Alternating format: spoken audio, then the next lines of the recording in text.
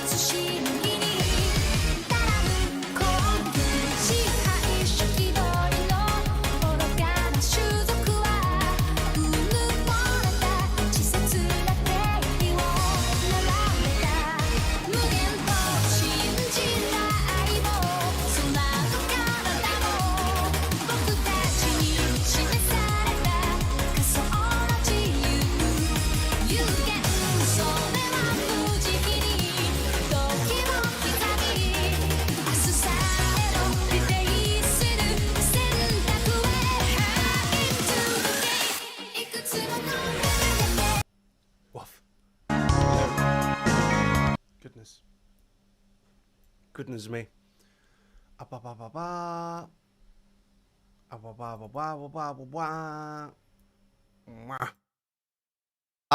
There we go. Much better. Hello, Dog Army. How are you all doing today? Happy New Year. Yes, Happy New Year. Hello, everyone. Hello. And today we're actually starting out with more YouTube viewers than Twitch viewers. That's what it's like today. That is pretty amazing, I'd say. I think so. Yeah. Happy New Year, everyone. Happy New Year. Did you all have a good time? How are you all feeling? Please do tell me. Yes. Hold on. Huh? Oh. Okay. Okay. I'm just testing the music, making sure I can hear it. It's a good day. I'm feeling fresh. Glad you're feeling fresh. That's good. Yeah, today we're writing a story. But first, what do you think of the background? Do you like the new background? Hold on, let me move down so you can see it better. Look, it's a city. Isn't it beautiful? I like it very much. I like putting a lot of time into setting up the visuals of the stream.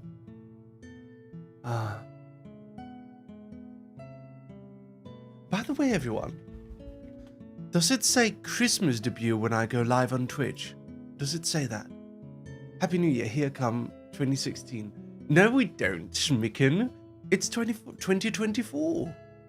2020. It says Christmas debut. What? Why? Why does it say Christmas debut? That is super weird.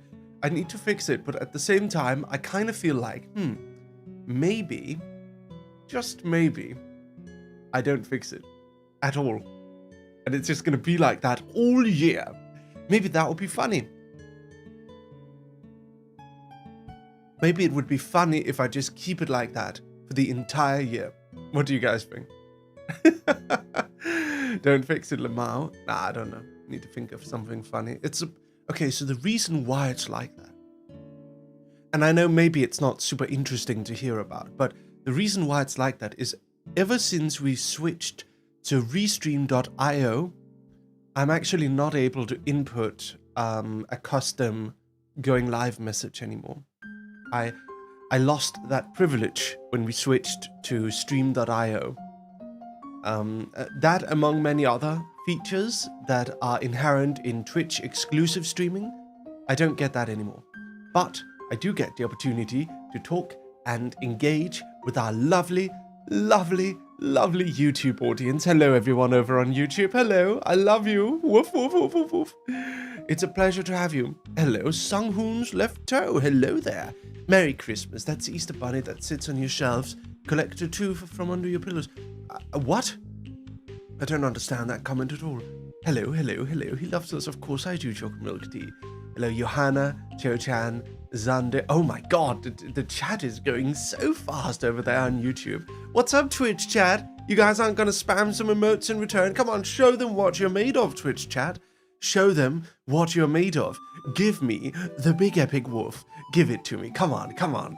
Come on, you can't just have YouTube chat going crazy and spamming in chat. You guys need to show off what you're made of, don't you? Huh? Twitch chat? Huh? You're gonna let YouTube chat take away the victory here? Oh my goodness, yeah, YouTube chat is better. Oh, no, Larry.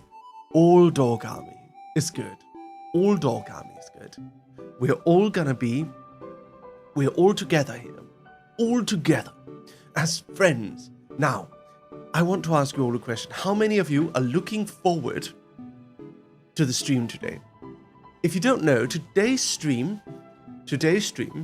is very interesting. Today's stream is a writing stream, and I haven't done a writing stream in a long, long time.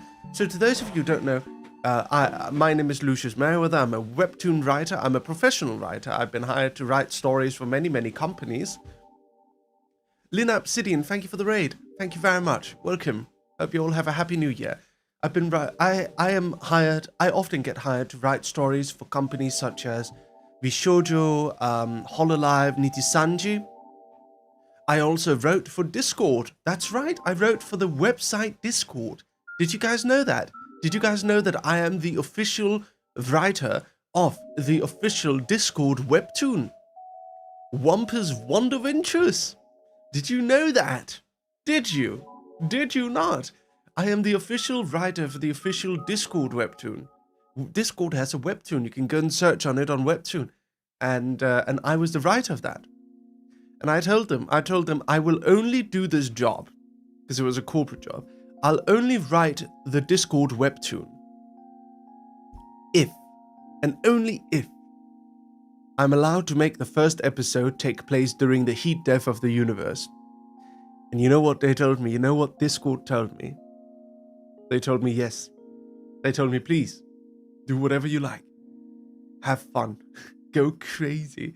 And so I did. And it's actually one of my better comics. So if you guys want to go check out Wamper's Wonderventures, please feel free to go and check it out. Yes. So, point is, I'm a professional writer. Usually, I charge approximately $500 an hour when it's a big corporate job. Not really for VTuber agencies. For those, I usually do it for free on the writing side, which I really shouldn't, but it's because I love VTubers so much. Thank you very much, Cat Game Ash. Thank you for the 2-1 sub. But for corporate clients, I charge about $500-600 an hour. Not for VTuber agencies, because VTuber agencies I only write if it's for my friends, and I don't charge money from my friends. I don't want to. I always refuse. Yusan, unnamed, has to force me to accept payment every time, and they get upset if I don't accept payment. So I've just started charging like a little bit. It's because I love it. I love writing for my VTuber friends. So when I say I charge $500 to $600 an hour, It's for like big companies, you know. It's for big companies that aren't VTuber related.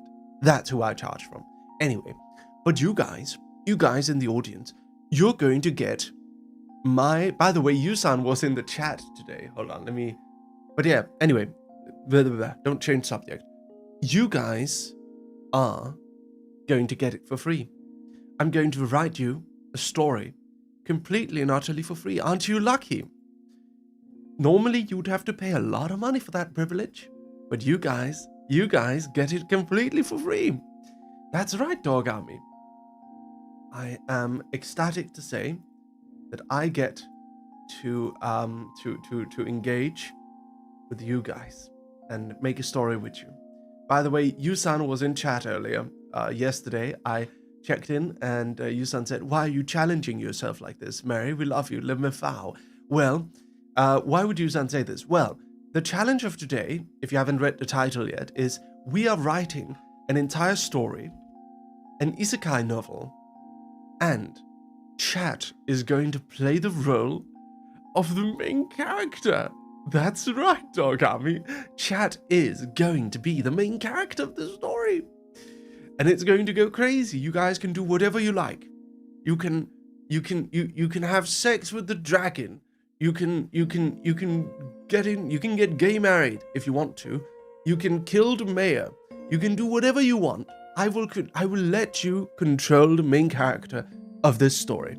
This is going to be chat's story. Yes, hold on. Everyone, raise your glasses on high and say skål. Skål! And then we get started. Skål and we get started. Skål! Skål is how we say in Scandinavia when we say cheers. Skål!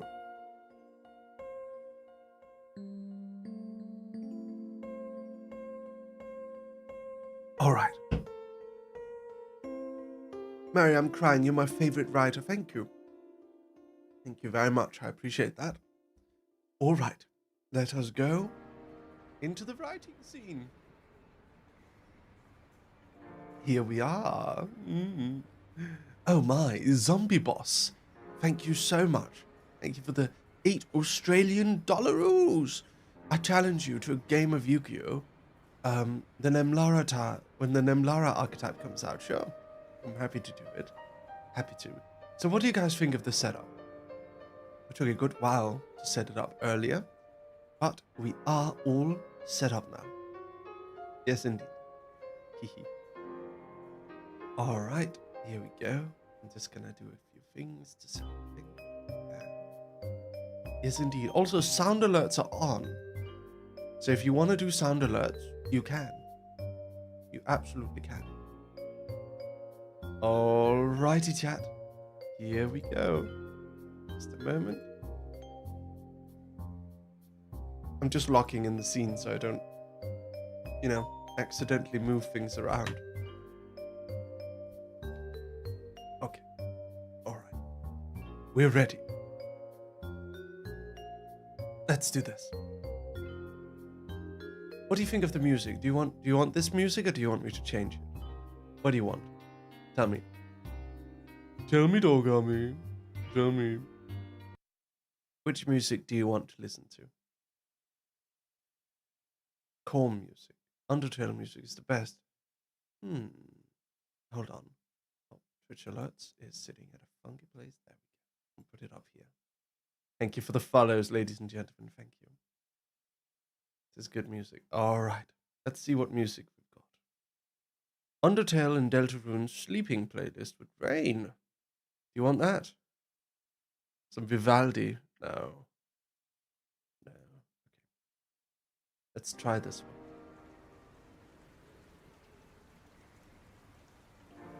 How's this? Also. Can you hear the keyboard typing? You hear the keyboard? That's good. It's Reality Raven. Thank you for the 100 bits. Alright. Let's begin, shall we? Is everyone good on the music? Do you like the music? It's good? No clickety clacks. You should be able to hear my clickety clacks. You really don't hear it. You should be able to hear it. Music good? All right. Let us begin. Let us begin. So, ladies and gentlemen, let the story begin. I'm going to put it on a large font. Is this font size good? Is the font size good? Can everyone read it? Is everyone able to read it? Oh, by the way, I want to show you something funny before we get started. So did you guys see that Vox Akuma finally saw my Christmas present for him? He finally saw it. He said, I went missing one day before I could have seen this. Why is the world so cruel to me? He finally saw it. Very, very nice. Ike Evelyn has still not acknowledged it. Which is fair. Ike is a little tsundere boy. It's okay. Alright. I'm gonna cough for a second and then we're gonna get started.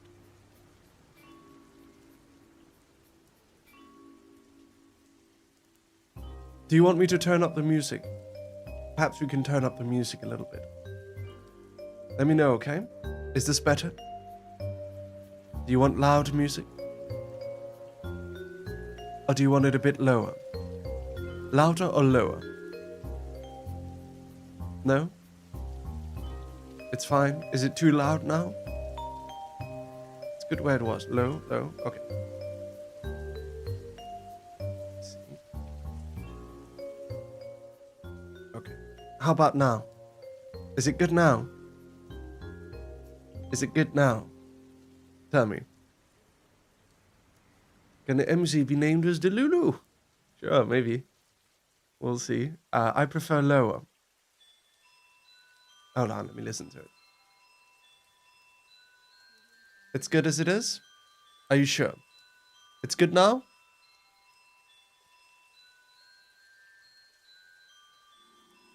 Is it good now?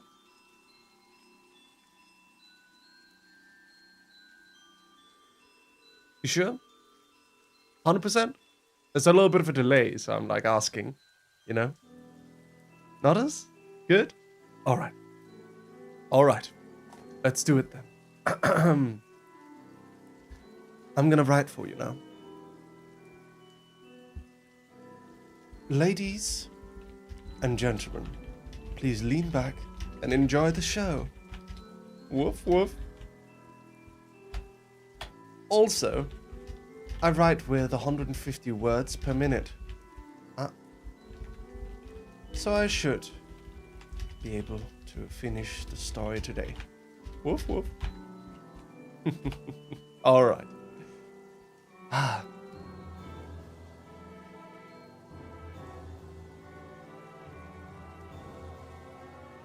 black-haired boy wearing a school uniform walked through the streets of a generic, nondescript city, which is where he lived. He lived in order. He was an ordinary boy with no particular interests and no particular skills at all. One could say that if he were to be the protagonist of a story, he would be the most relatable main character of all, simply for the fact that there would be no non-relatable aspects to him. A blank slate for the reader to be able to see. A blank slate for the reader to be able to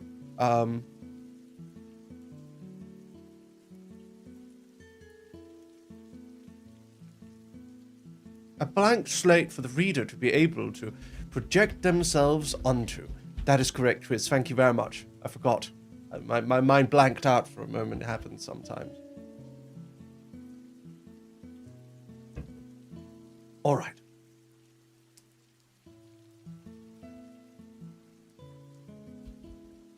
This main character, this boy, had a name, but we don't know his name.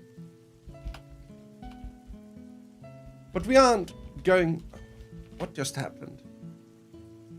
It switched to UK keyboard. Give me a break. Okay, here we go. We aren't going to mention his name, simply because it is not relevant at all.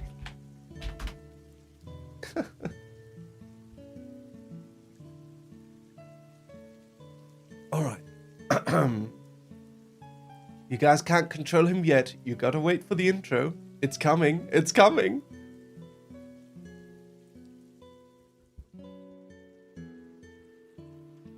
This was an ordinary day, like any other, for the boy who was walking towards who was on his way to school. At some point, he noticed something peculiar. A strange cat with a weird crystal necklace stood in front of him and meowed deeply. No, a strange dog. Fuck cats, only dogs. Hell yeah. A strange dog stood in front of him and meowed deeply. He did not meow and gave off a single deep woof.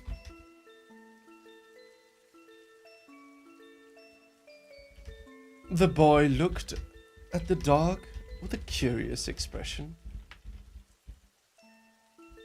It's not that dogs hadn't ever barked at him, but something felt weird about this dog in particular. It had a red stripe on its furry head, and it seemed rather round and strange, almost like a mascot.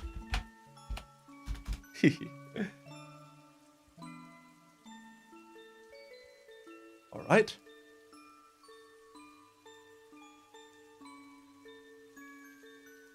Here we go.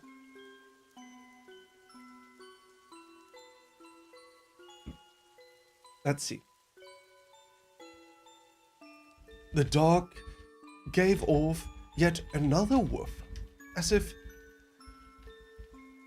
and then immediately ran into the street. The boy, on instinct, followed after the dog.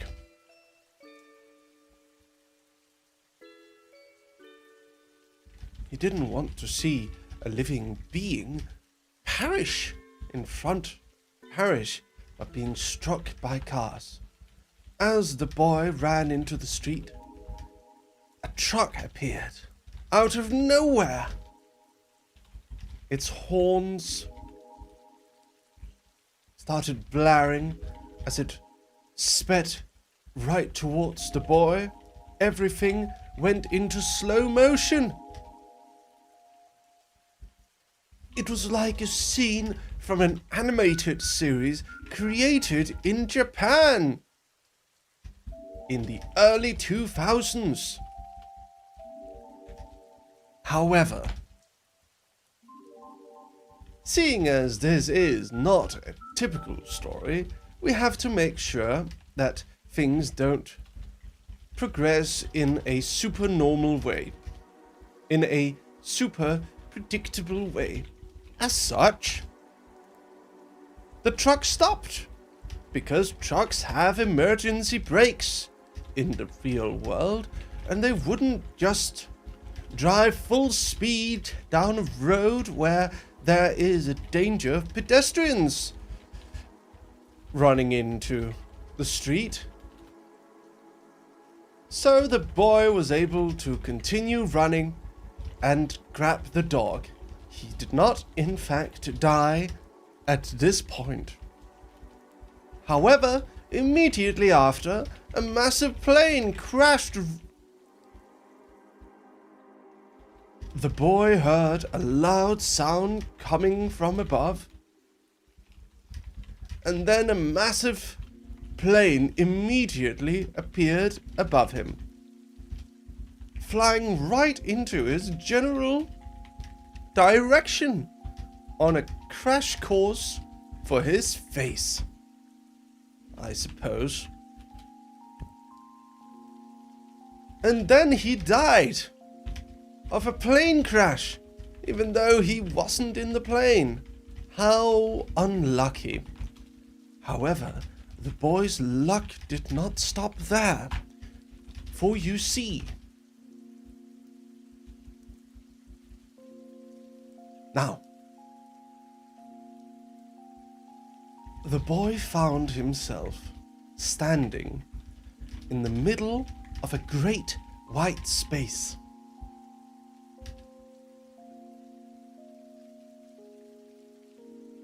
There were blue skies above, and in the middle of the great white space sat the dog from earlier. In fact, he woofed at him again, and then started speaking in human language for some reason. Hello, I'm the writer of the story.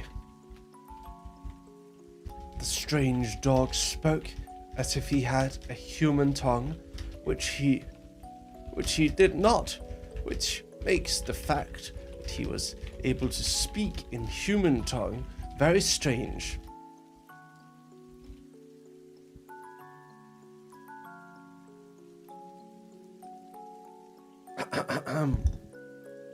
You can't control him yet. You can't control him yet. We're getting there. We're getting there. This is just a prologue. Hold on. I'm gonna prove it to you. Hold on. Where is it? Prologue. There you go. Okay. You can't control him yet. It's still my story.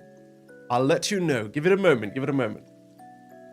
I will let you control the main character shortly. You will get control of him.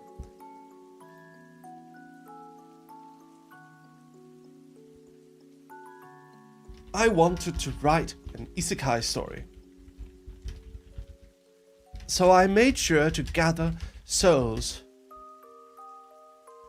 So I decided to open the gate to the heavenly realm so I could put you into a fictional fantasy story. However, unfortunately, the dog spoke with light regret. How many people die every second?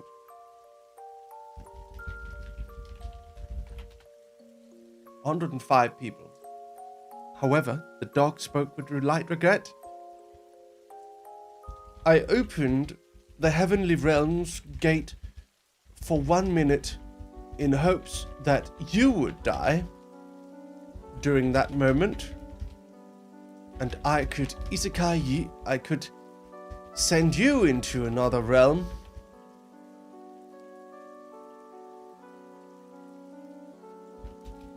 The boy looked confused as the dog continued to speak in human tongue.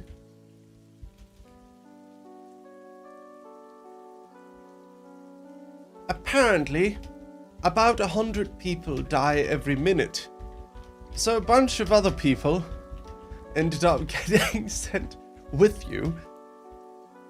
along with you to the heavenly realm. The dog spoke, and immediately, as he finished his dog sentence, over 100 people appeared all around the protagonist. Men, women, construction workers, non-binary people,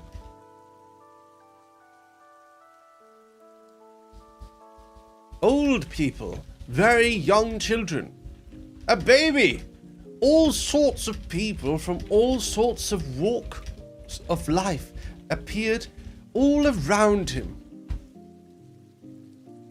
New gender, construction workers? Yes. How did a baby get there? I don't know, man. Someone dropped it, maybe. That's a little dark. Maybe I shouldn't include that, actually. It's a little dark. Not gonna do that. It's a little dark. All right.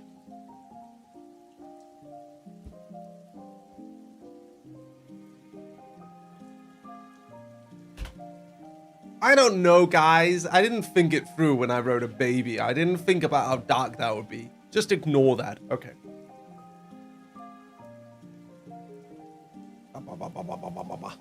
Okay. Here we go.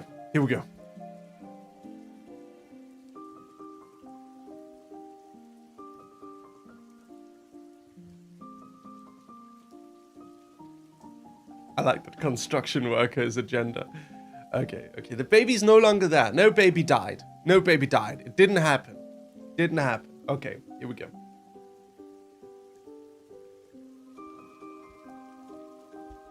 Everyone looked around, confused, murmuring. I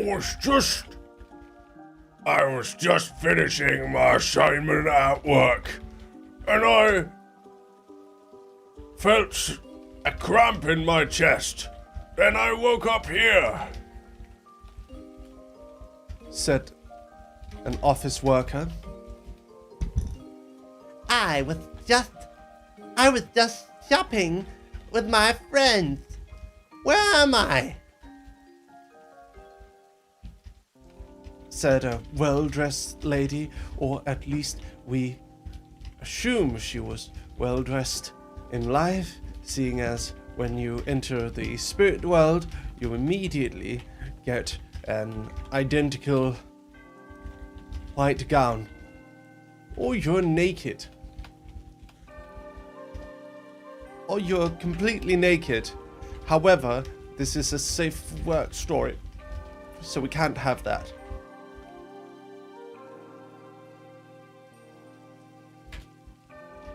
As everyone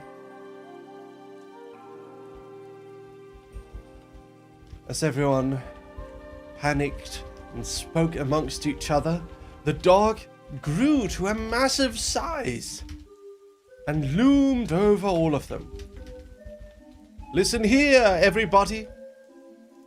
Ladies and gentlemen, non-binary individuals and construction workers alike. Please listen closely.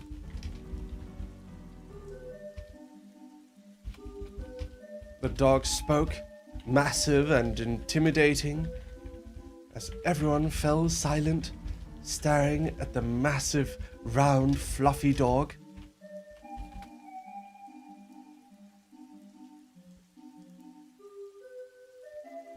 I messed up here. I didn't intend to isekai this many souls all at once. However, we have to make it work.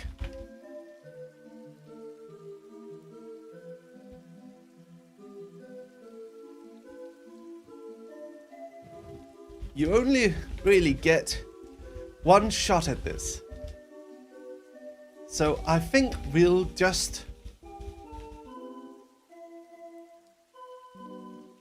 combine all of you into one generic body, and you will all get to go on your isekai adventure. The dog spoke before anyone could get any bearing on what would happen, on what was going on, what the dog was even talking about, whether they were dead to begin, dead or stuck in some reality show, or what the hell the word isekai even meant. Everything went completely white again. And then the story began.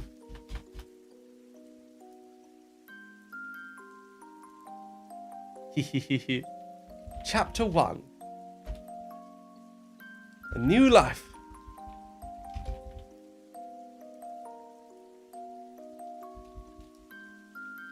Actually, we're not going to have chapter titles. I've decided against it. Are you all enjoying? Are you having fun, everyone? Are you enjoying yourselves? I hope so. This is exciting. Chaos time, indeed. Yes. Whoa. All right.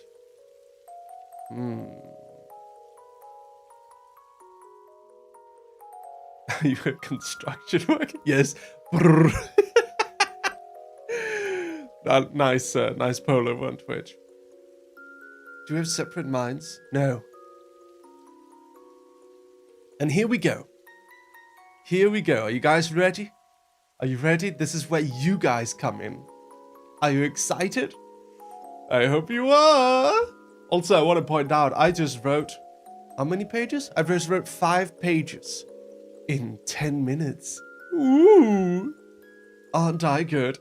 Aren't I good? I mean, it's a little clumsily written, but it's okay. We're having fun. I'm going to have a chocolate and we're going to begin. Thank you. 5 pages massive text. Shut up, Kitso. Don't. Hey. Don't mess with my groove, dude. Ignore the font size.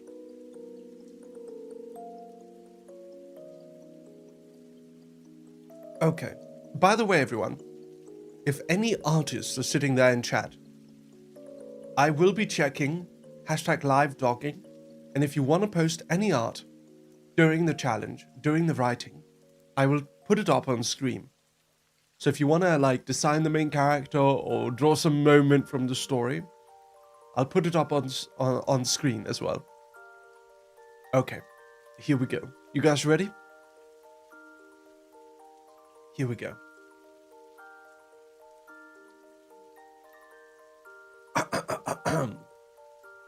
Here we go. Whew.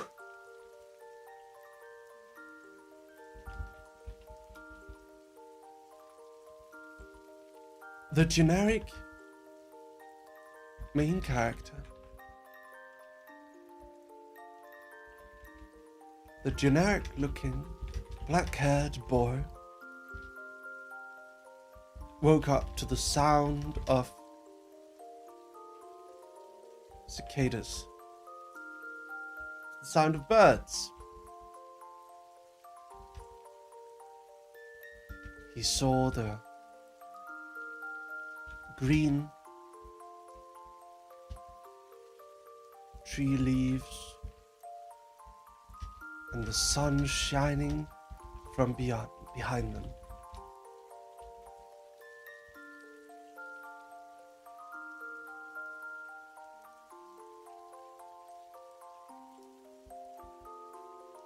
He felt around. As he was getting his senses back, he suddenly felt something strange. Like hundreds of people were pulling him in hundreds of different directions.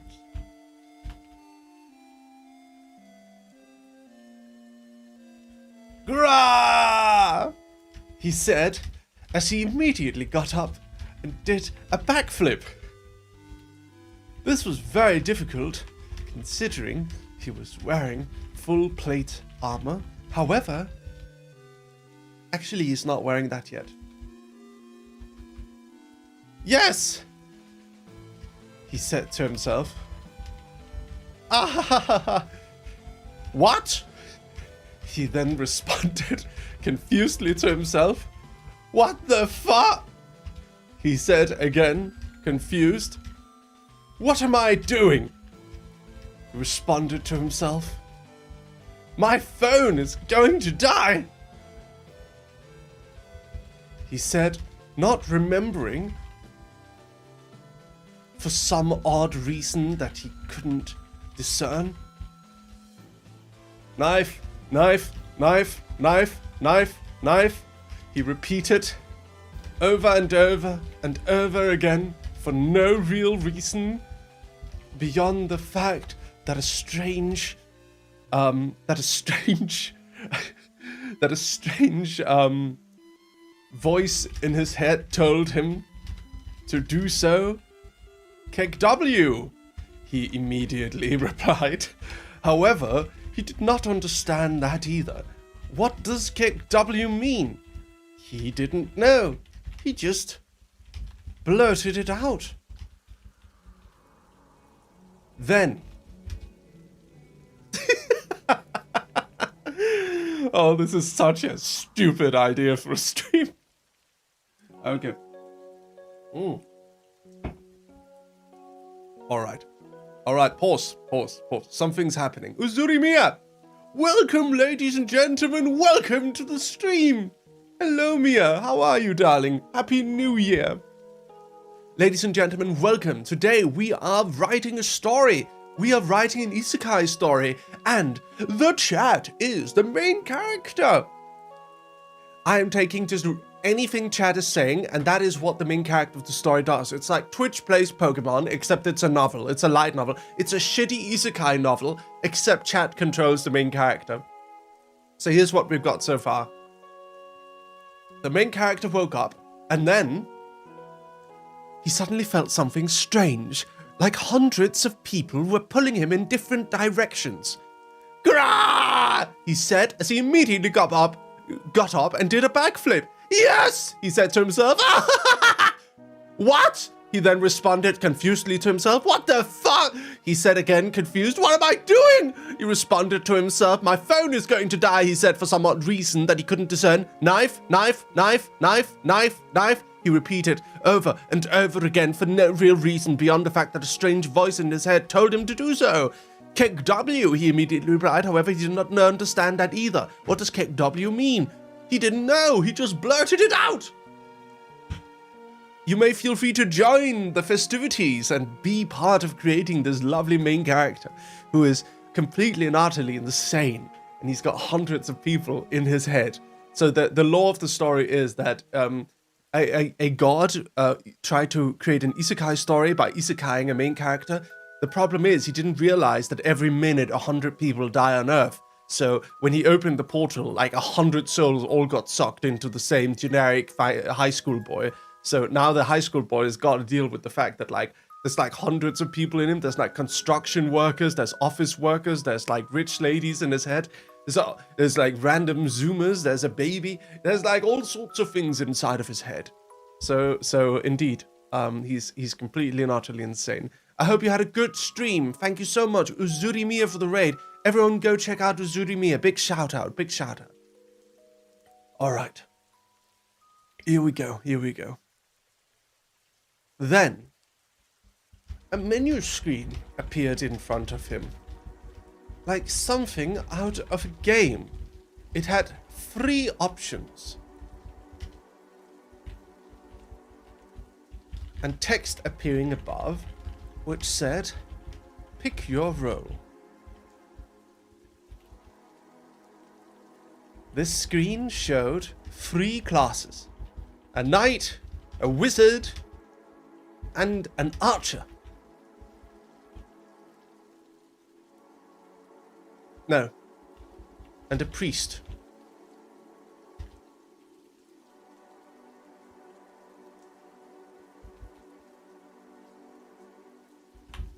The main character's finger started wildly moving between the different options, completely,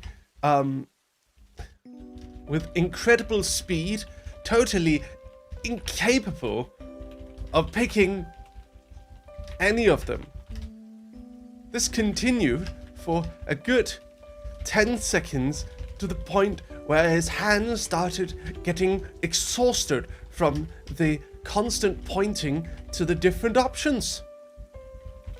In fact, he was moving his hand so rapidly with such intensity that a status screen appeared that said, "You have gained 2 points in strength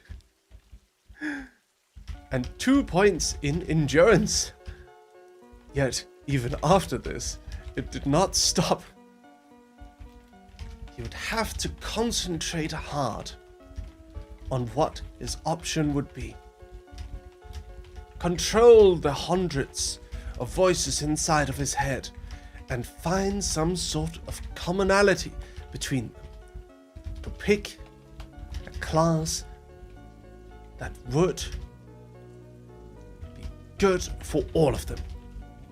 And then, poll time! We're gonna do a poll.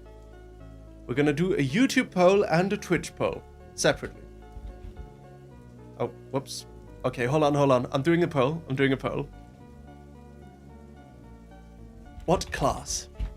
Thank you for the raid. Hello.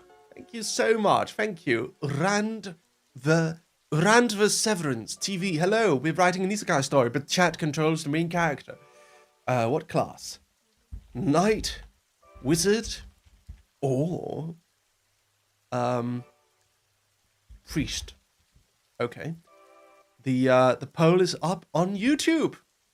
And now I'm gonna write the poll on Twitch as well. Oh, a chat. Oh, okay, thank you. Don't put construction worker, come on. Oh my god. That's funny. Alright, seems everyone wants wizard. Epic.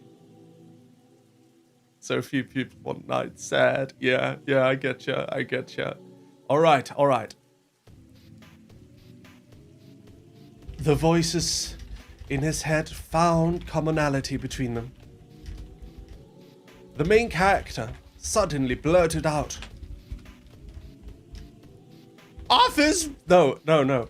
Construction worker!" As he shouted this complete nonsense of a choice, he pressed on the wizard button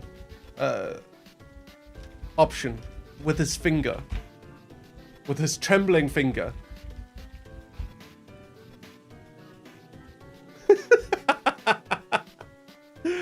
All right. Hell yeah.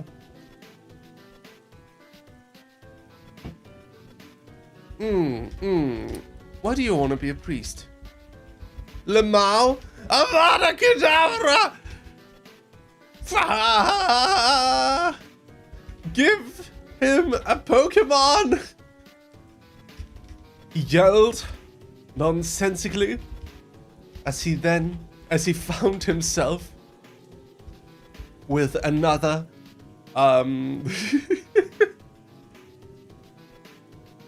status screen appearing. The new status screen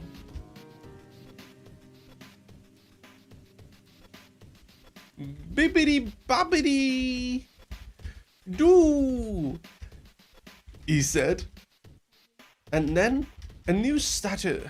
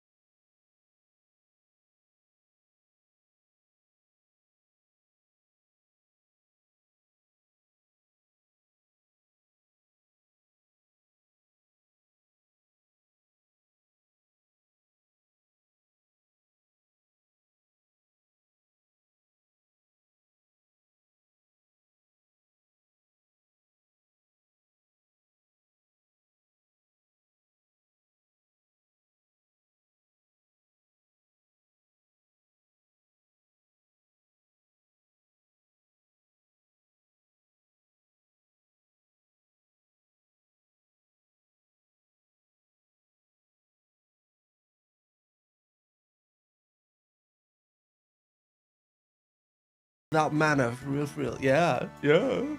Okay. He heard something coming from a bush next to him. It seems his yelling had attracted some sort of creature. Bun Bun? He asked. However, it was no Bun Bun. 100 bits from mushroom underscore.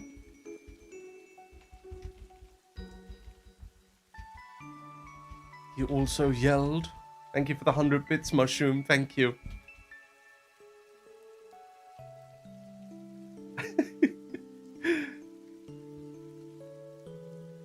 Ah, goodness me.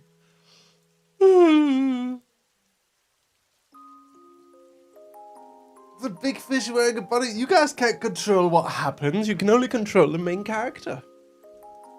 You can only control the main character. I'm the dungeon master. You have no. I am the dungeon master here, okay? You are not gonna be allowed to pick what happens in the story. Okay, here we go.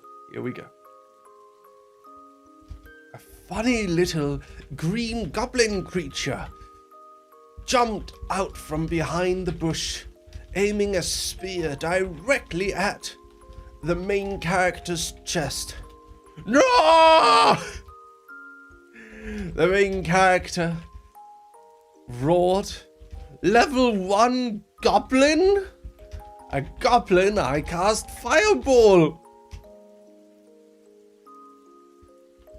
The character said. However, he didn't cast any fireball at all. He immediately used his lower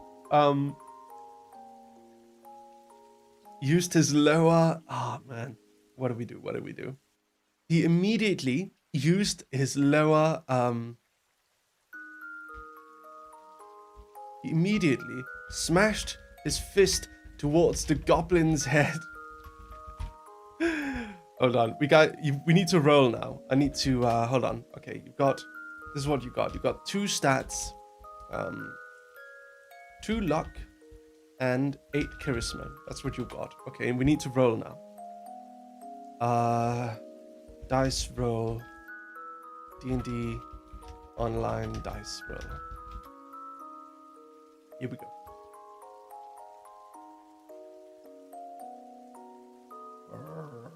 Okay.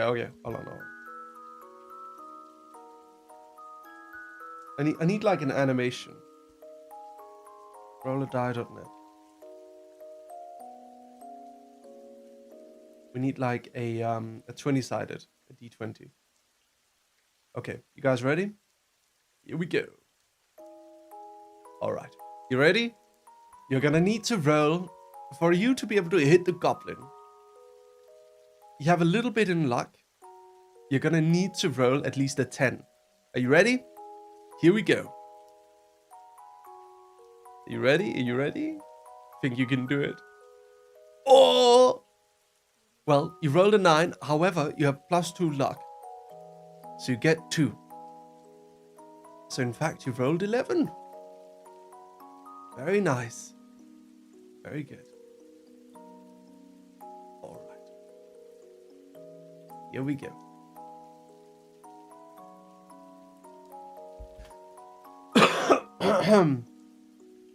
All right. So,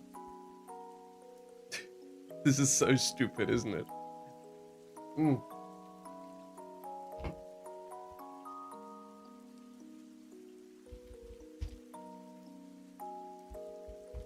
Hitting it hard in the face, slamming it, sending it hurtling towards the ground. What is everyone doing? PN trauma stress disorder time. We bark at the goblin now.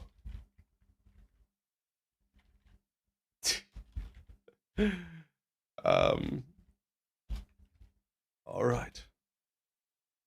The goblin glared and snarled at the protagonist.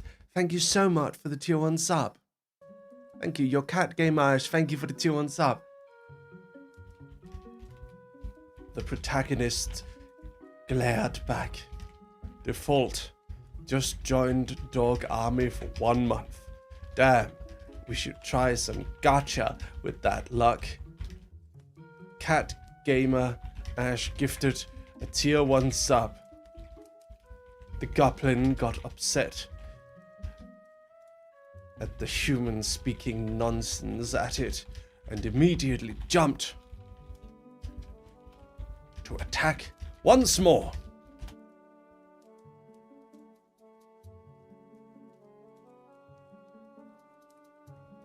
Lemao, said the main character. What does it do? Goblin flips the bird. You can't control the goblin. Kick it in the liver. As he attempted to kick the goblin in the liver. Let's roll. You need a 10. Let's go. 3. Okay. However, the main character slipped and fell on his back.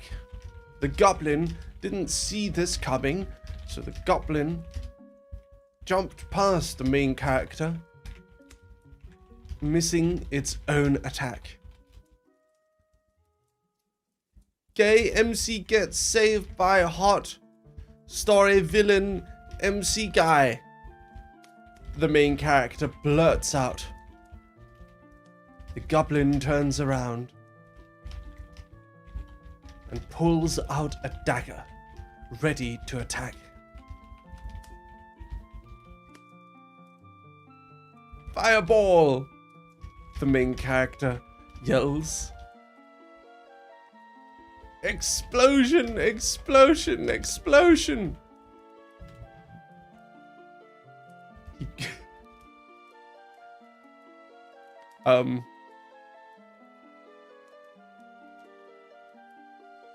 Get the spear. Ooh, Tia, thank you for the 5 memberships. Thank you very much, darling. Thank you. The main character, the protagonist, jumped up and yelled, Tian gifted 5 memberships, and grabbed for the goblin's spear, which had been left on the ground. The main character turns around and yells, That's so cute!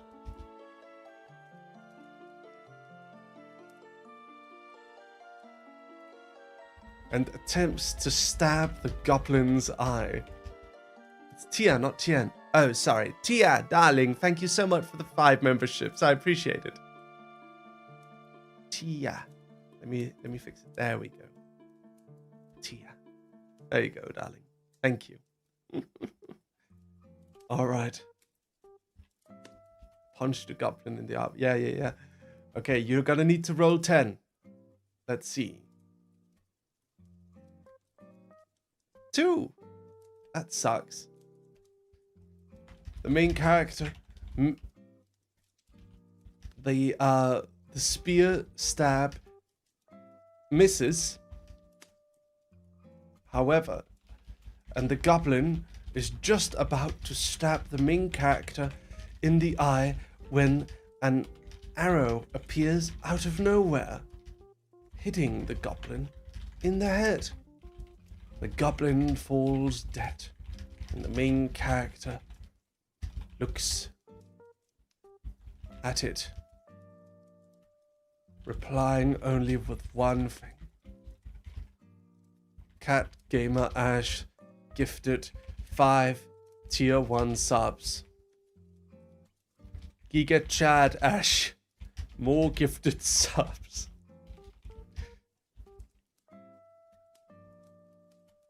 The sound of horses followed, and a bunch of armored knights approached the main character,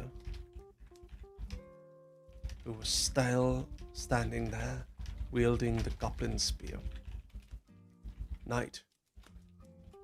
One of the knights spoke with a female voice.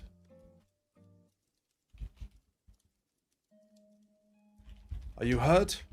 Who are you? Who are you? The main character replies, Riz? Riz? Riz? Wife? Ah, a woman! Waifu? I'm Giga Chad.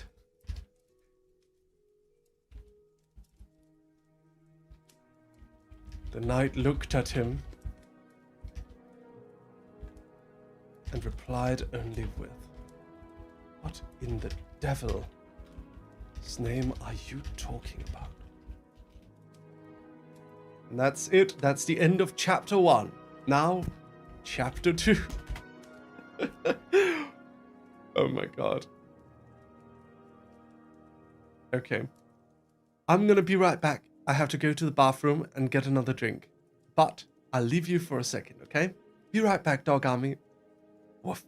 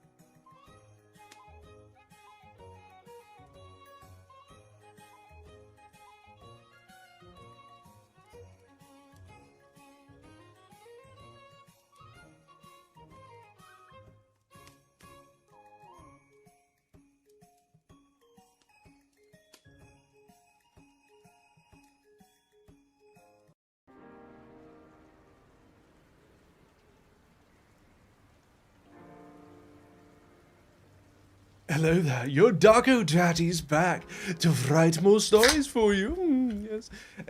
I don't know why I called myself that. Anyway, Latte Egg Tree, thank you so much for the 20 gifted subs. Thank you very much. That's very kind of you. Thank you so much. Thank you for all, and Default also, thank you for the 5 gifted memberships. Ladies and gentlemen, we are getting closer and closer to the goal, actually. So currently, we have 166 memberships on the YouTube account. If we can reach 200 memberships, it will be perfect. I have some pianists here. Oh my god. Oh shit, pianists in chat. Oh my god. That's terrifying. Yeah, but like we've got 166 total members. Ash, thank you so much for the tier 1 sub to Morpheus. Thank you very much, darling. But yes, if we can maintain like 200 members on YouTube, we will be like, that's like perfect, right? That's like bloody perfect. How much is a membership? About $5, $5 buckaroos. Because I have plans to do new debuts. We're gonna get new outfits, and I wanna do a 3D debut in Q1 of next year, like February or March. I'm aiming to do like a 3D debut, like a proper 3D debut, full motion tracking and everything. I want to run around in 3D and cause chaos. We already have the model basically done. The only thing we don't have is we need to rent a studio, or we need to outfit our studio to be able to handle it. So indeed. Oh, Bobby Burritos, thank you for the tier 1 sub. Welcome to the dog army. Welcome. Welcome, Bobby. So if you guys can help me out, we can get funds for my big project. Okay, everyone. Skål. Are you guys ready for chapter 2? Maybe I should, since we're at chapter 2, maybe I should read the story as it is so far. What do you think? You guys want me to read the story? I can read the story for you. Are you ready? Recap. All right, recap time. Here we go. For those of you who haven't joined in yet, for those of you who just joined in, we are writing a story, an isekai story, about Chat becoming the main character of an isekai novel. All right, everyone. Cheers. Skål. Alexandra, thank you very much for joining the dog army. Thank you, darling. Thank you so much, Alexandra. Ladies and gentlemen, please welcome Alexandra to the dog army. Please welcome her. Thank you so much, Alexandra. All right. A black-haired boy wearing a school uniform walked through the streets of a generic, nondescript city, which is where he lived. He was an ordinary boy with no particular interests and no particular skills at all. One could say that if he were to be the protagonist of a story, he would be the most relatable main character of all, simply for the fact that there would be no non-relatable aspects to him. A blank slate for the reader to be able to project themselves onto. This boy had a name, but we aren't going to mention his name simply because it is not relevant at all. This was an ordinary day like any other for the boy who was on his way to school. At some point, he noticed something peculiar. A strange dog with a weird necklace stood in front of him and gave him a single deep woof. The boy looked at the dog with a curious expression.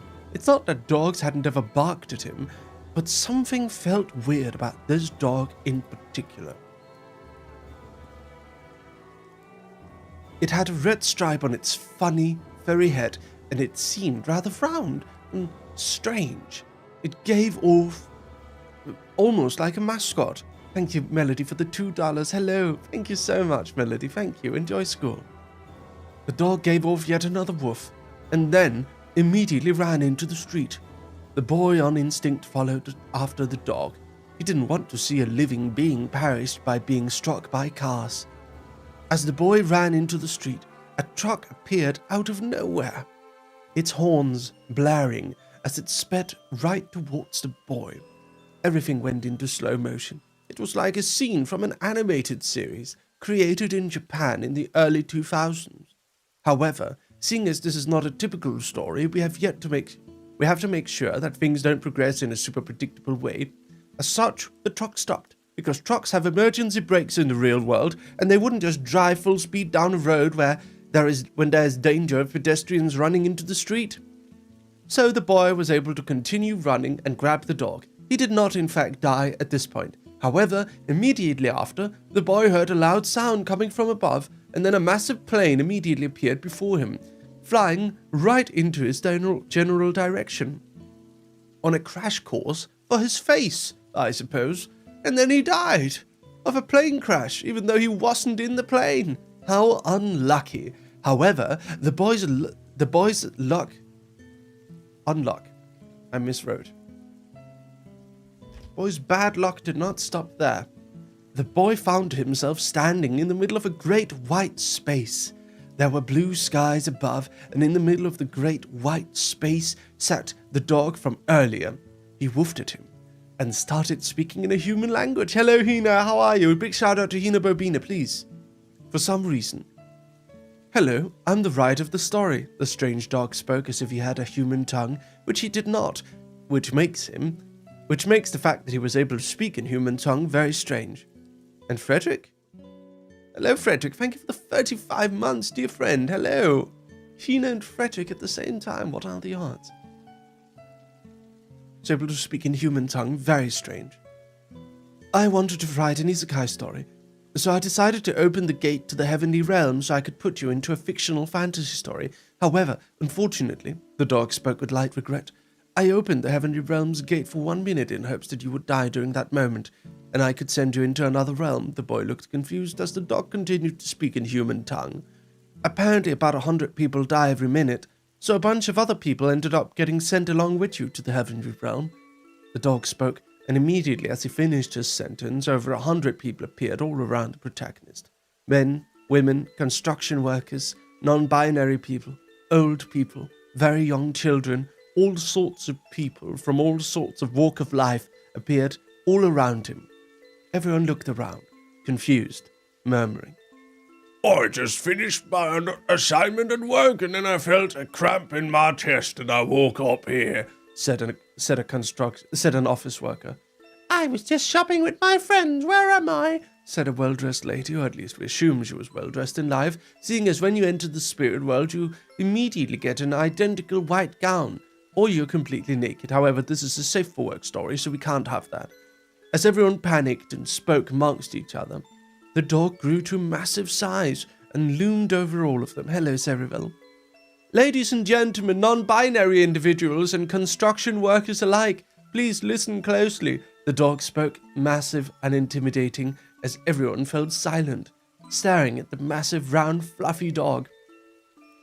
I messed up here. I didn't intend to isekai this many souls all at once. However, we have to make it work. You only really get one shot at this sort of thing, so I think we'll just combine all of you into one generic body and you'll all get to go on your isekai adventure. The dog spoke. Before anyone could get any bearing on what was going on, what the dog was even talking about, whether they were dead or stuck in some reality show, or what the hell the word isekai even meant.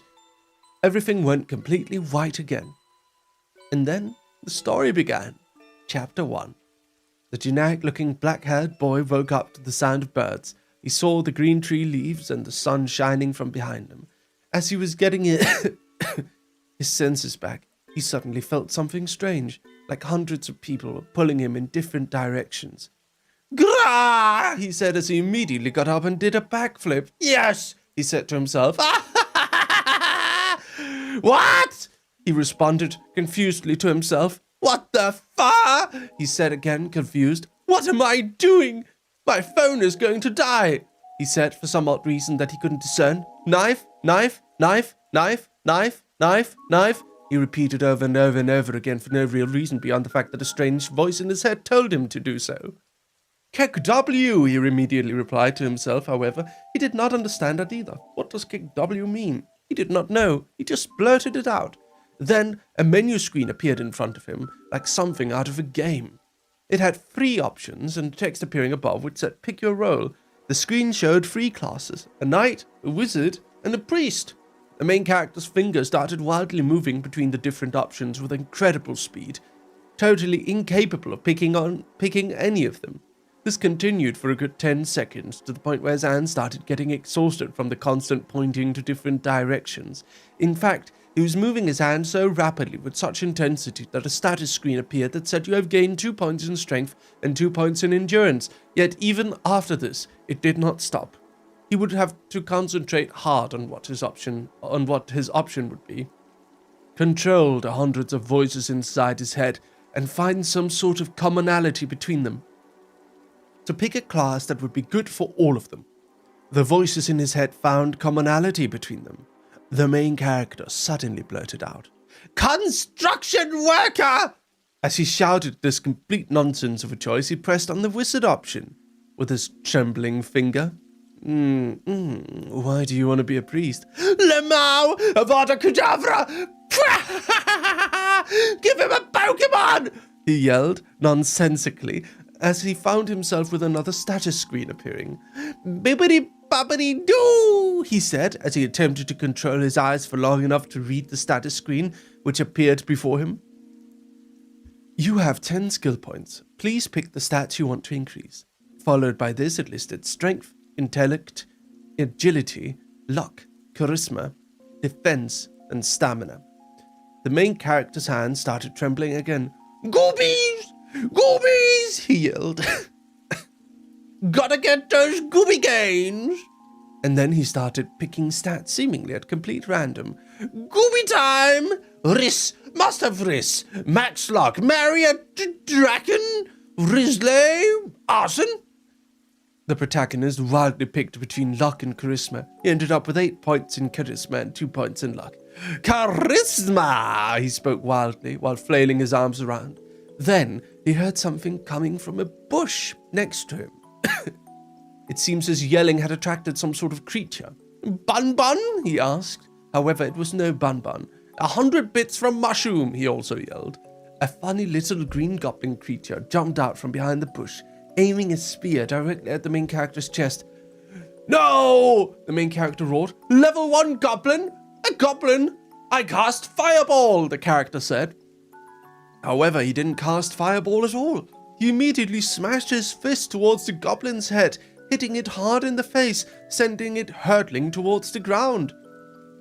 What is everyone doing? PN trauma stress disorder time. We bark at the goblin now. The protagonist said. The goblin glared and snarled the protagonist. The protagonist glared back. Default just joined Dog Army for 1 month. Damn, we should try some gacha with that luck. Cat Gamer Ash gifted 1 tier 1 sub. The goblin got upset at the human speaking nonsense and immediately jumped to attack once more.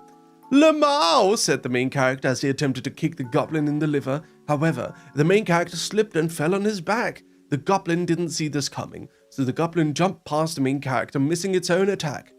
Gay MC gets saved by hot story villain MC guy, the main character blurts out. The goblin turns around and pulls out a dagger, ready to attack. Fireball! The main character yells. Explosion! Explosion! Explosion! The protagonist jumped up and yelled.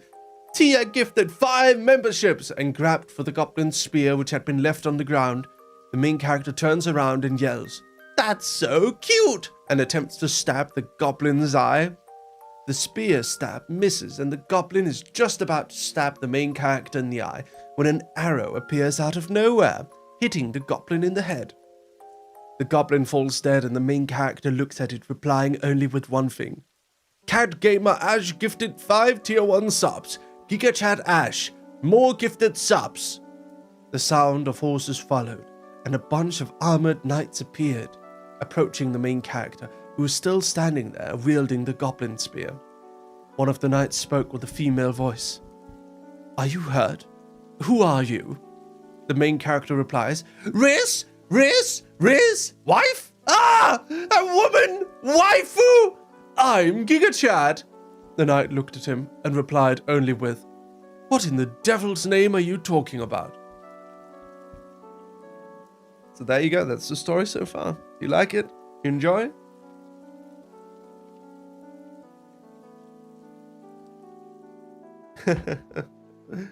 It's funny, you like it? That's good. I'm glad. Also, we got art. Look. Oh, Marion chat, here's a quick artwork of the main character becoming a construction worker, wizard. That is amazing. I love this art. Look at that, from Raineveld. This is our construction worker wizard. Amazing. Thank you, Raineveld. And here we have Merpeny. Where's this story even going? Riz? Waifu? Riz? Dog announcement. Mary had a 3D model. Oh, cool. Ah, nice. Stream is so fun. 150 people are in your body as we speak. What? Very nice art. Okay. Insert chat. Gift sound effect. Very nice, Merpeny. And I'm not good at stories, so I'll just attempt to draw scenes from this quote-unquote story. Construction worker! Knife. Kick W. This is great. All right. Beautiful. Excellent. Oh, whoa. Just drew the main character choosing the isekai role from the writing stream. Okay. Priest?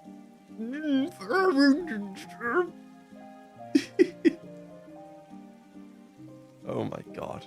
That's crazy. I like it, Polar Bear. Very nice, very nice. This is good. This is good.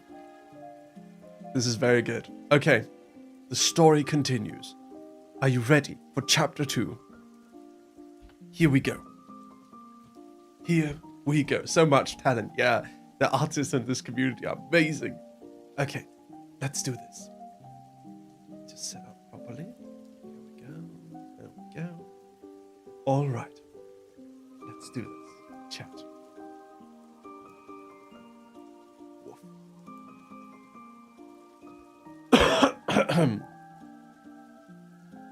I need to remember. I need to start. Okay. Here we go. Here we go. The knight looked at him and replied, "What in the devil's name are you talking about?" Another night. A man. The knights looked at the protagonist who stood there, continued, who had just introduced himself as Giga Chad.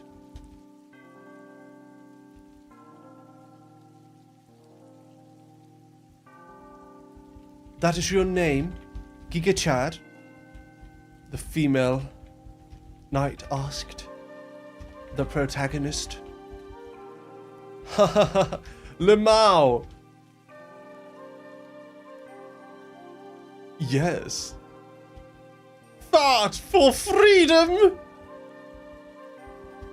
The protagonist yelled in reply. The female knight paused for a few moments, as if trying to figure out what this guy is going on about. It appears this peasant is in shock from the goblin attack. My lady. Another knight, a male knight replied to her. Kiki Chad's so real. Look at my beautiful face. Peasant, how dare you?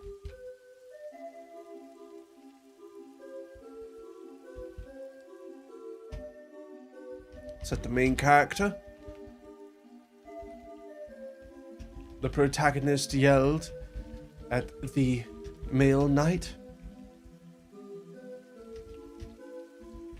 We are going... Either that, or he is completely insane. Either way, it's not safe here. You should join us to the... you should join us. We are heading back to the city. Perhaps you can find medical help there. The female knight spoke. She pulled off her helmet, and beautiful silver hair revealed itself from below it, accompanied by by pale white skin. A pale skin. Maybe the skin tone isn't important. By sapphire blue eyes. She had the beauty of an elven princess. My name is... I am... I'll come up with a quick name. Cyrilia, Princess of...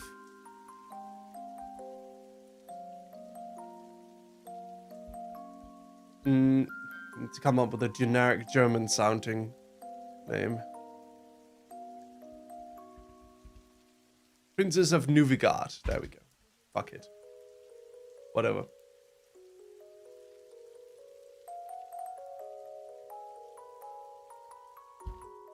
Okay.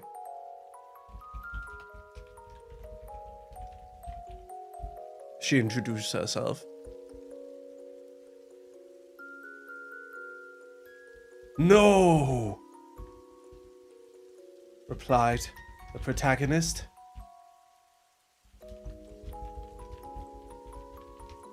Mummy? He added. Hold on.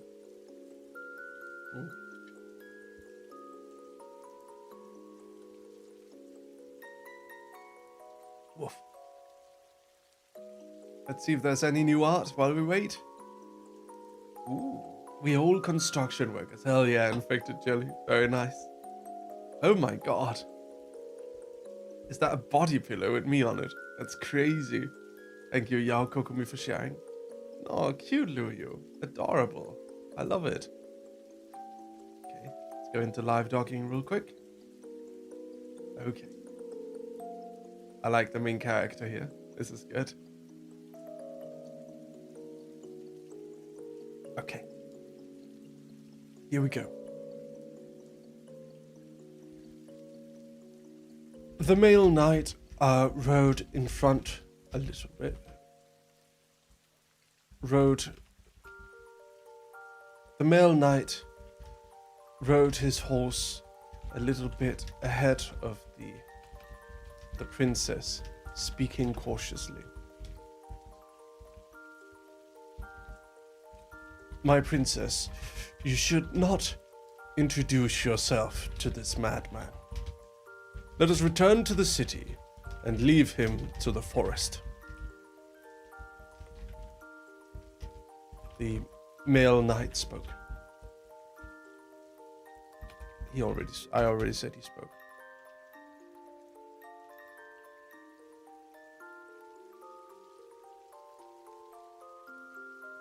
Who are you calling mad? I am a construction worker. Ah!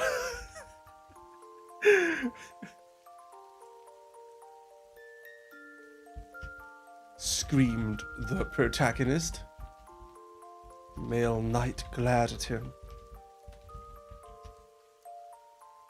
Jesus, this is crazy. The male knight glared at him.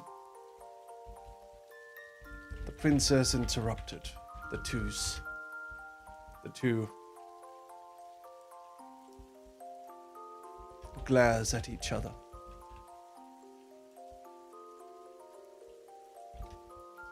The princess interrupted. Whether madman or not, he is still one of my father's subjects. It is the duty of the royal family to support, to provide aid and support even to the lowest of society.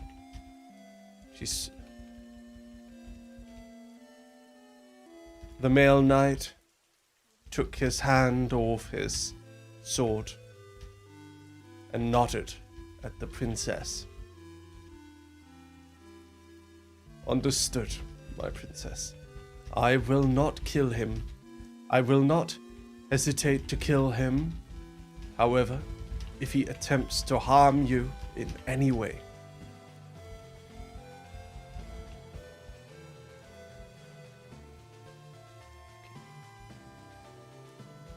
There we go.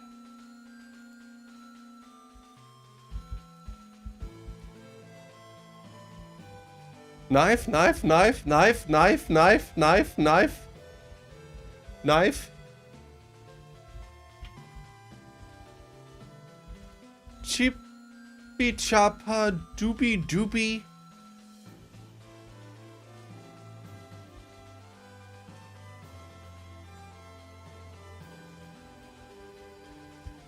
The protagonist spoke. However, the party had already turned around to leave. Tia, thank you for the 35. The knight sounds like he could be a baby girl. Indeed. Yes. Furball, hell yeah. Okay, okay. Let's see.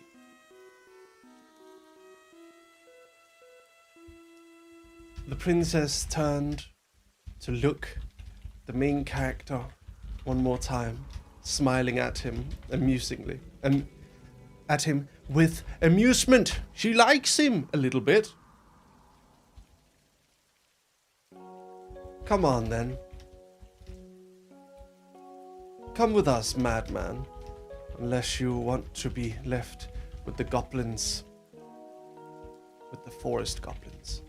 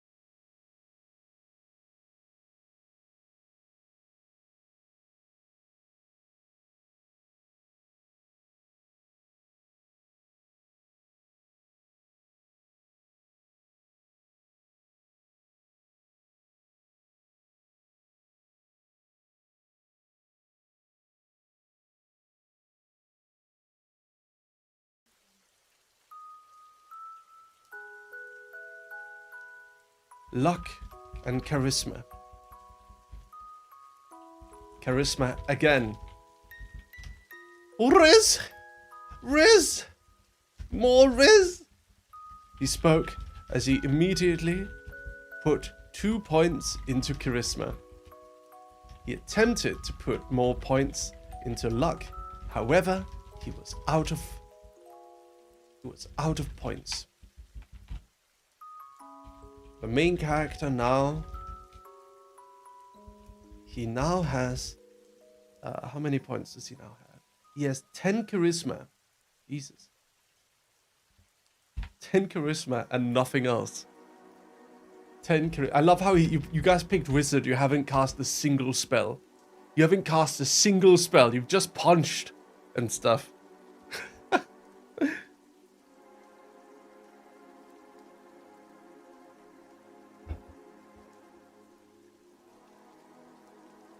We're a wizard. Oh, I like that. We're a wizard.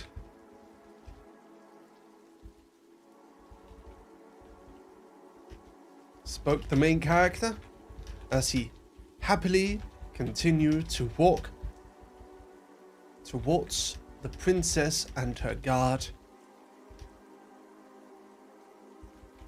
As the clearing opened up, we saw the beautiful great city of, what the fuck, what was the name again? Rose Valentius, thank you for the $2.99 Australian. Thank you. Let's see. What was this? Nuvigard.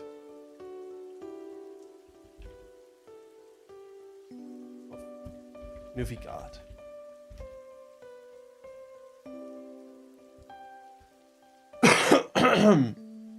Sorry. As the clearing opened up, we saw, as the party continued to walk towards the edge of the woods, and the clearing opened up, they saw the beautiful great city-state of Nuvigard.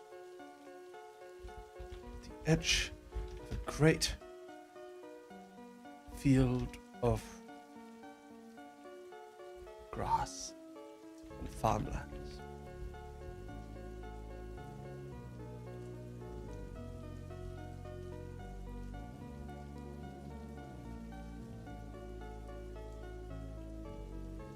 Nuvillette. No, it's Nuvigard. Woof. Construction worker is my favorite gender. Construction worker is my favorite gender, said the main character with amazement as he stared at the beautiful view of the ivory towers of Nuvigard and the great mountain that lied beyond. What are you talking about? What are you talking about? Said the serious male knight, which stood next to him. The princess only let out a soft giggle as the dirty wizard that smelled of goblin spoke nonsense.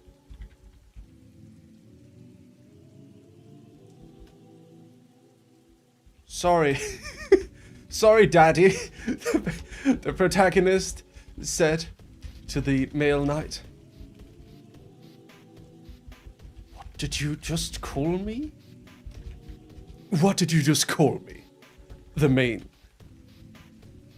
knight asked inquisitively, sending a glare at the boy from beneath his helmet. D-A-D-D-Y.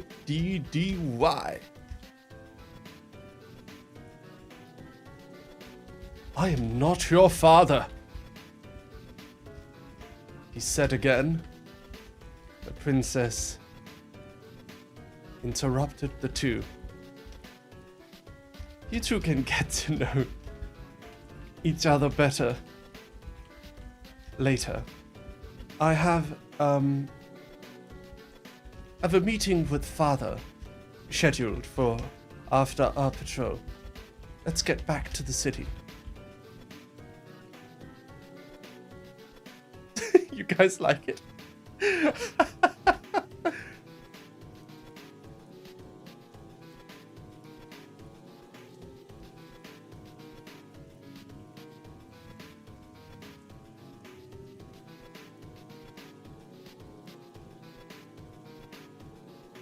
Oh, Princess Chan. He's so daddy. Protagonist Kun spoke in a weird tone of voice.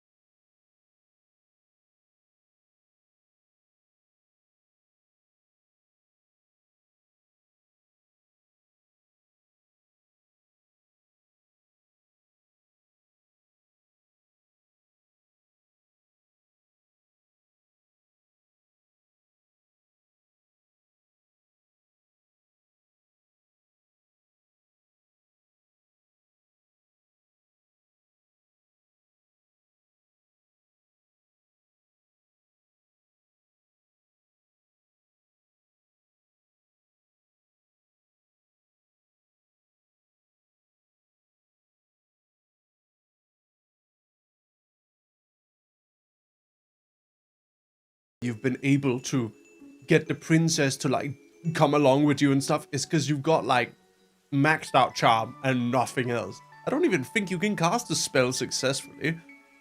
It's like the main character's got, what's the stats? What are the stats? 10 charm, 2 luck, and nothing else. That's it. That's all you've got. You've got maxed out charisma for a level 2 character. And nothing else.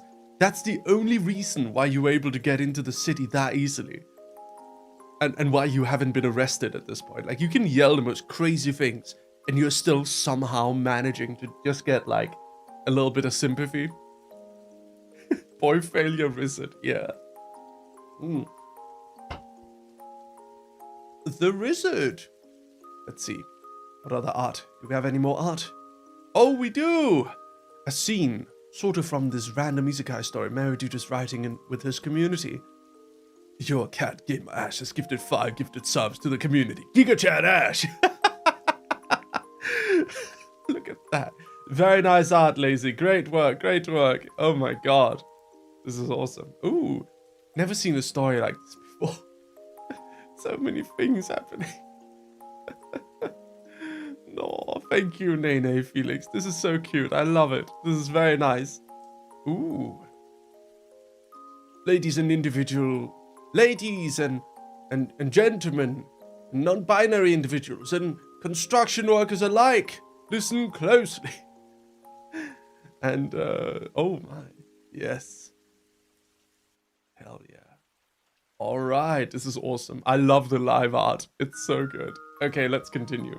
We should do this again sometime. Okay. Mary, will we be able to read this anywhere after stream? Of course. Of course you will. This sure is a story. Hell yeah. Sure is a story. You'll be able to read it after stream. I'll post a PDF after. All right. Let's continue. Let's see. All right. Thank you for the follows, everyone. If you haven't already, make sure you click the subscribe button and click follow on Twitch. And if you're on Facebook Gaming, thank you for joining. All right. Let's do this. Silence protagonist. Silent peasant. I will do what my princess asked. No more. Okay. Let's do this. The protagonist and the knight and Sir Richard walked through the markets of the lower city district for quite a while, moving through crowds.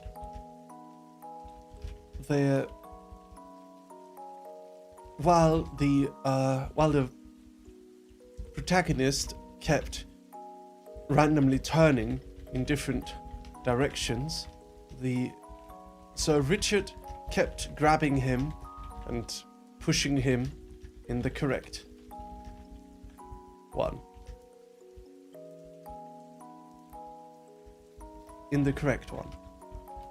After about 15 minutes, they arrived at the apothecary.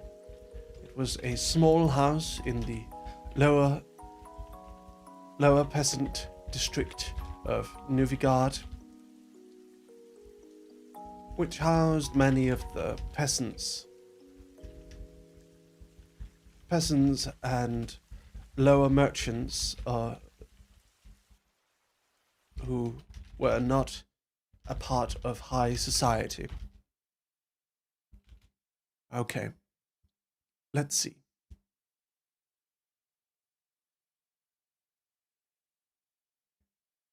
The apothecary was located on the second floor of a wooden house. At the edge of the markets, there was a painted potion sign hanging from outside the second doors in the second floors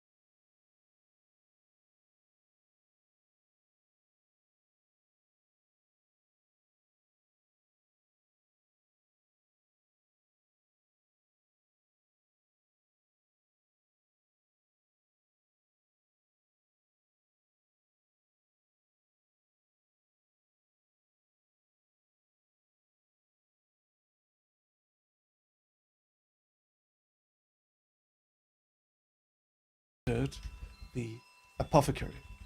It was a dusty, messy shop filled with alchemical concoctions and vials and strange ingredients within jars, within sealed jars on a variety on the various shelves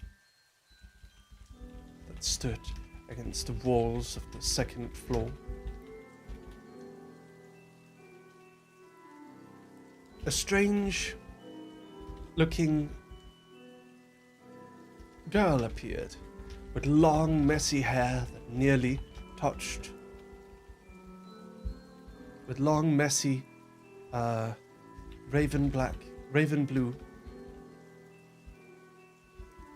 just dark blue hair that nearly touched the floor. Welcome to my shop. I see you didn't get enough of my potions, sir. Sir Fancy Knight. I have no interest in purchasing any more potions from you, witch. I am only here because my princess commanded it. I have brought... Sir Richard spoke, pushing forward the main character, the protagonist. I have brought with me a patient with a mentally ill patient who my princess has requested treatment for. The treatment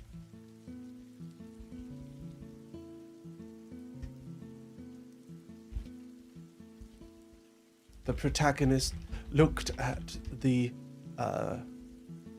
young messily haired witch who stared back at him with an amused smirk.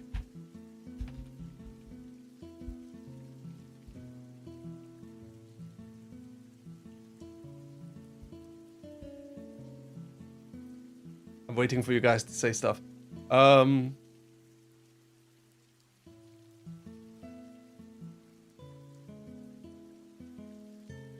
Love potion, please. Fire. I am mentally unstable. Kya. Gyat. The protagonist spoke in wildly different voices, in wildly different tones. Oh my, spoke the witch as she stared into the protagonist's eyes. Skibbity Riz! The protagonist added. Sir Richard glared with annoyance. Whatever it is, if it is not treatable, I will have him confined to the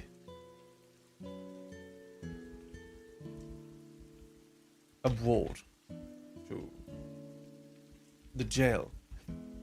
I cannot have someone like him terrorizing the other peasants.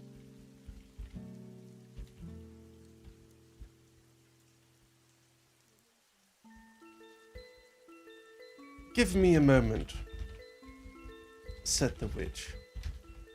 She brought out a strange pair of glasses.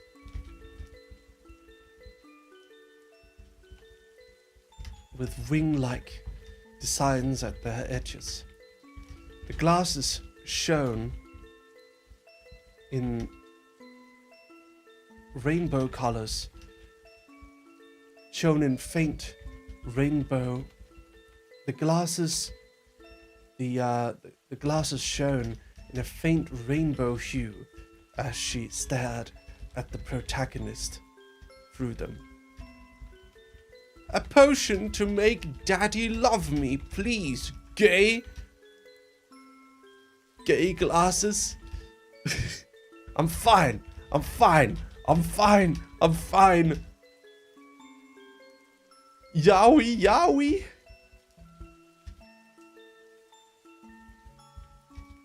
The protagonist spoke, whilst the witch inspected him closely. So, what is it? Inquired Sir Richard.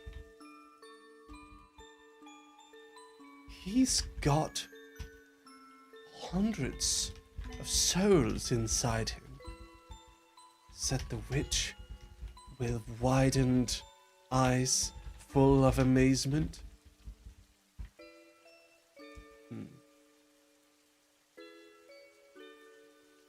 Thank you, Zombie Boss. Thank you for the $8. Zombie Boss donated $8 Australian. The protagonist said in response.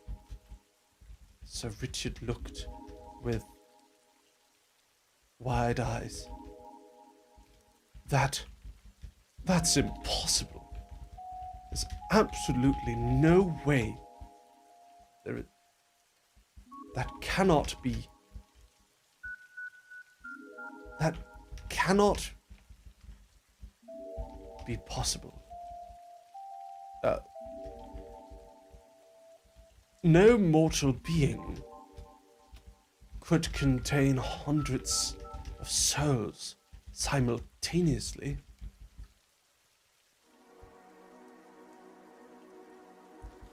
Oh, you are magical, Daddy Richard. The protagonist softly spoke in return, staring into the eyes of Sir Richard, who looked back at him like he was some sort of bomb about to go off. The witch smirked. Indeed, it is absolutely impossible, unless... Unless what? Asked Richard. Zaddy? Asked the protagonist, nonsensically. Thank you, Alicia, for the $1. Thank you very much. Oh my god, chocolate cat. Jesus. This is crazy. Unless a divine being had intervened. The witch stated with an excited smile upon her face.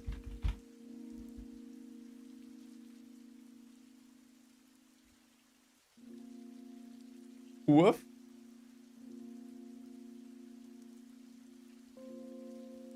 Chapter 2.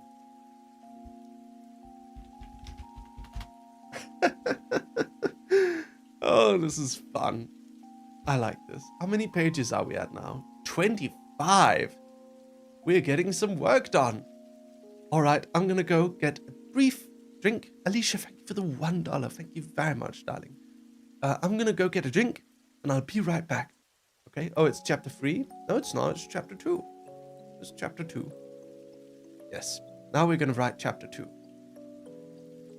Chapter 3? No, it's not. It was prologue?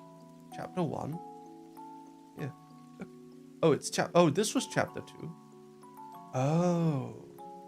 Okay. Oh, this is chapter 3. You guys are right. We're at chapter 3 now. Excellent. All right. I'm going to be right back, okay? I'll be right back. Woof.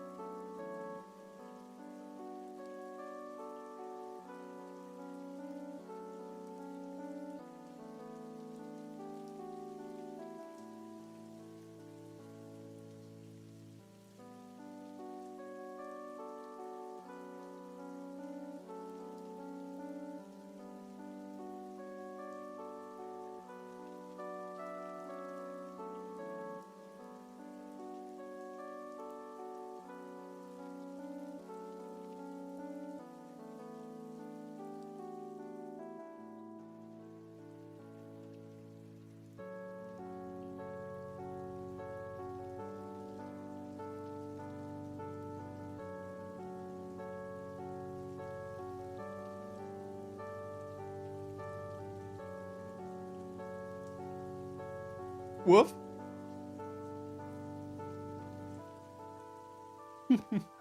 Okay.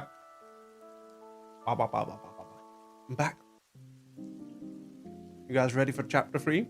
What do you think of the story so far? Do you like it? Maybe there's some art.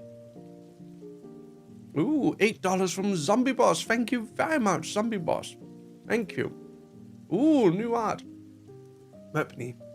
Look down on me, Daddy. Oh my god, Richard Kuhn. Wanna see me riz the door?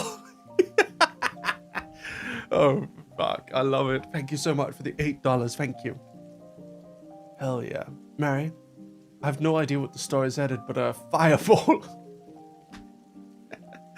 Fireball. And it's just us punching. I like the idea of, like, the protagonist yelling fireball and then just not throwing a fireball. He's just punching. I like that. Ooh. Thank you, Shella. My phone. Construction worker wizard. Yes. Very nice, Shells. Very nice. Thank you. All right. I like this one a lot. This is good. Thank you so much for the $8 Aussie. Thank you, Zombie Boss. I appreciate super chats help out a lot. Thank you very much. Thank you. All right. Let's see. Back to the stream. Thank you so much for all the follows, by the way, over on Twitch. Thank you. Strawberry, Crab, Fallon, Aurora, 25B, Bejules, Hazel, Sakura. Thank you very much. Thank you, everyone. Okay. Whew. Here we go. Here we go.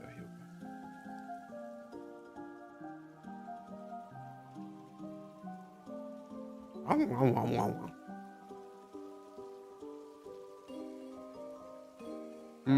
Here we go.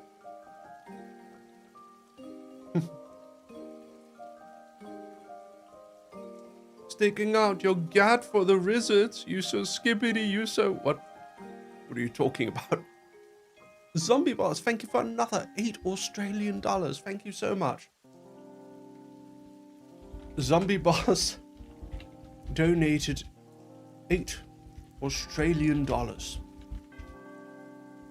said the protagonist. He was seated in a chair as Sir Richard and the witch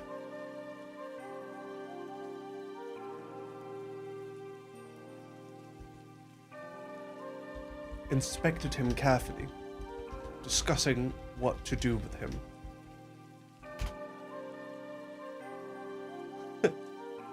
Okay.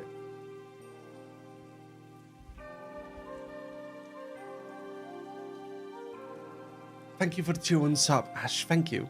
Thank you for the 2-1 sub to Plastic Neo. Thank you so much. Thank you. Hello, Electric Boy. Okay. Let's do this. What should the witch be named, by the way? What should the witch be named?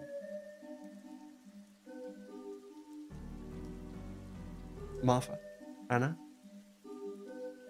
Miller? Agnes? I like Martha. Margarita.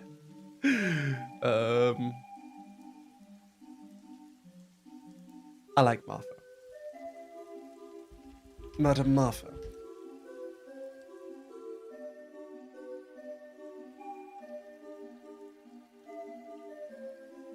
What did you mean by a divine being?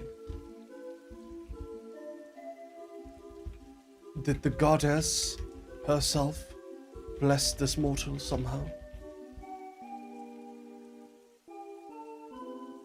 Are you saying, are you making the assertion that the goddess herself would bless this generic, unimportant peasant boy?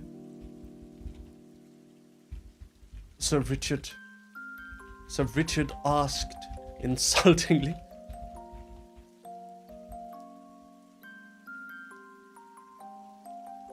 Oh, Sundara, I love you, ILY, Daddy Kya, the protagonist said in a very blunt and monotone voice. unimportant? He turned his head to Sir Richard. Be quiet. Be quiet. Sir Richard spoke firmly. Thank you for the $8. Thank you, Zombie Boss. Zombie Boss donated another $8. The protagonist said very quietly,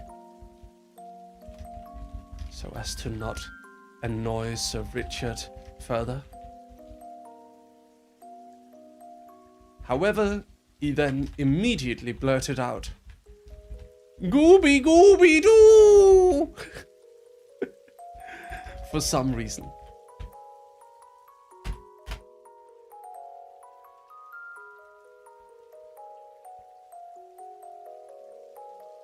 Sir Richard, have you ever heard of the term isekai? Asked Martha the witch. I have never. What sort of nonsense word is that? Sir Richard replied.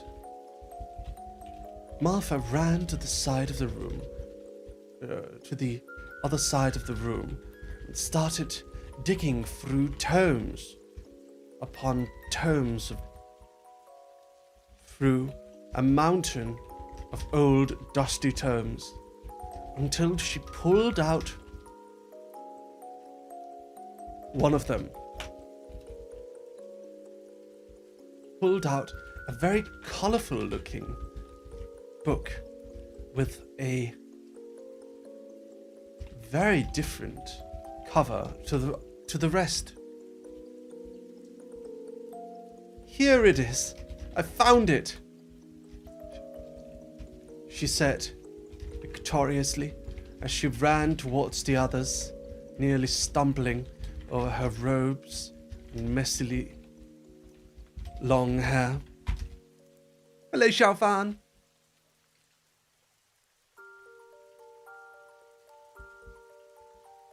Look at this book, she said, showing it off to Sir Richard. She has a manga, the protagonist spoke, and Sir Richard immediately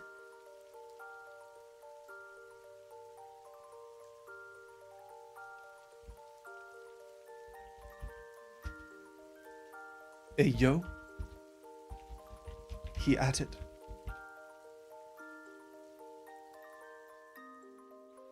Woof.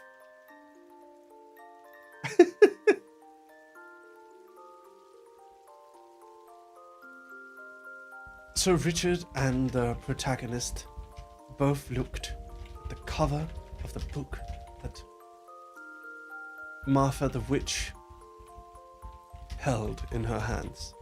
It was a strange cover to Sir Richard. However, the protagonist recognized it as some sort of comic book. The title was... What was the title? It was,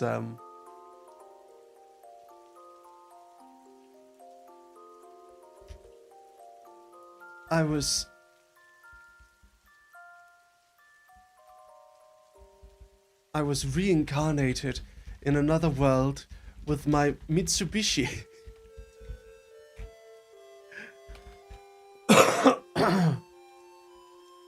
Should use isekai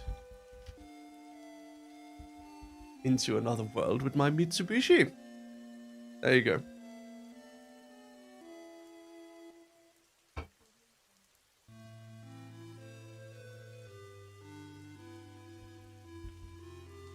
Sir Richard looked with astonishment at the cover as he immediately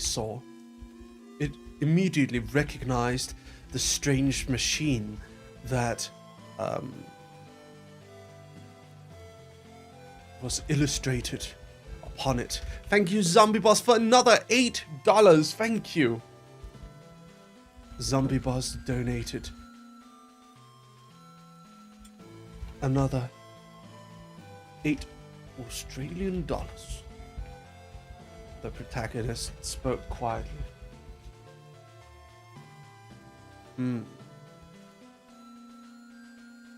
Thank you so much, Zombie Boss. Thank you. Let's see. Woof.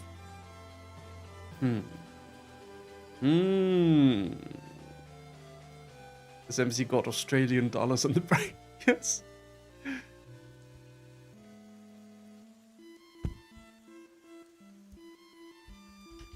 Cargo, broom, broom.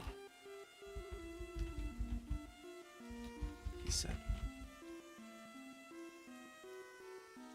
This is the ancient machine artifact.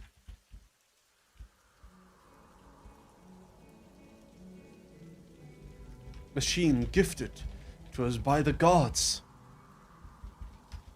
Sir Richard said.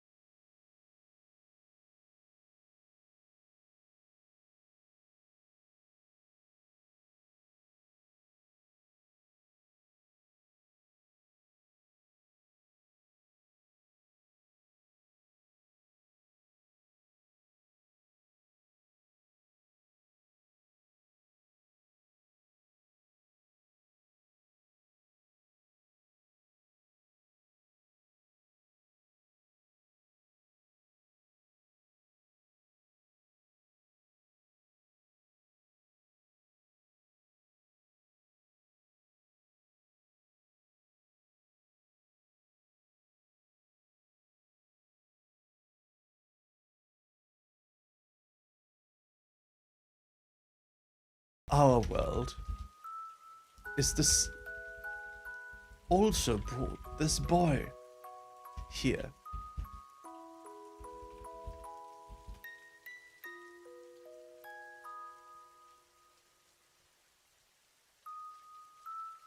What?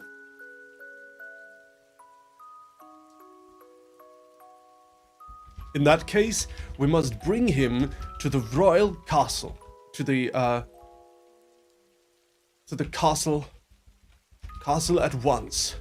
The king and the bishop, no, just the bishop, we don't have time for the king. The bishop must verify that this boy is indeed a holy artifact from the god. If he is not, Madam Martha, I will be back here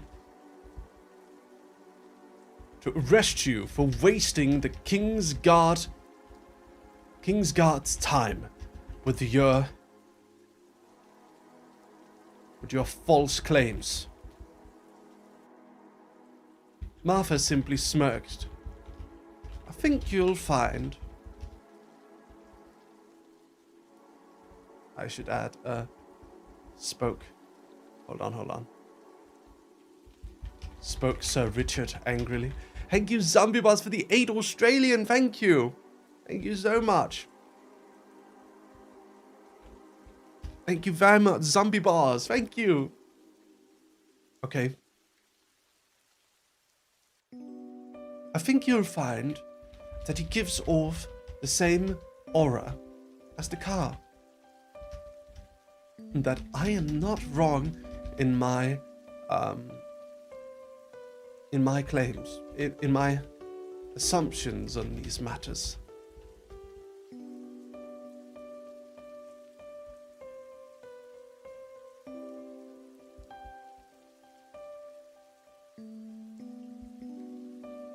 You brutish knight. So Richard grabbed the protagonist by the neck of his shirt and carried him out of the castle, of the apothecary immediately. Martha ran out after them and waved goodbye from the top of the stairs. Bring him back here later. I want to run tests on him, she yelled. I will do no such thing, yelled Sir Richard back at her. Kya, Daddy, it hurts, said the protagonist. Why won't you, Princess, carry me, Zaddy? Asked the protagonist again.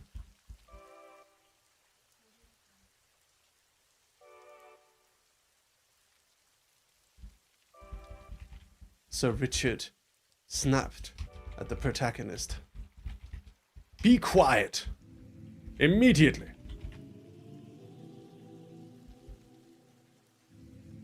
So Richard and proceeded to throw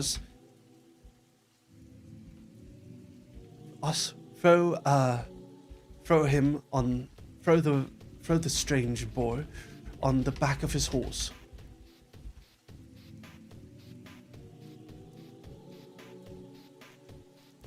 After only a few minutes of riding,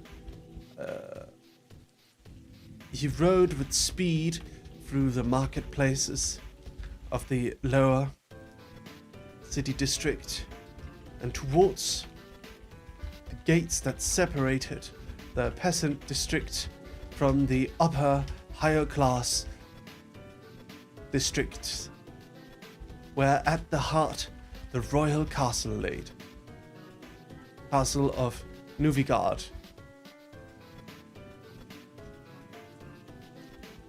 Stood tall. Hisa, thank you for the raid with the party of 12. Welcome, welcome, welcome. Thank you so much for the raid. Welcome, Hisa. We are writing an isekai novel, but Chat is the main character.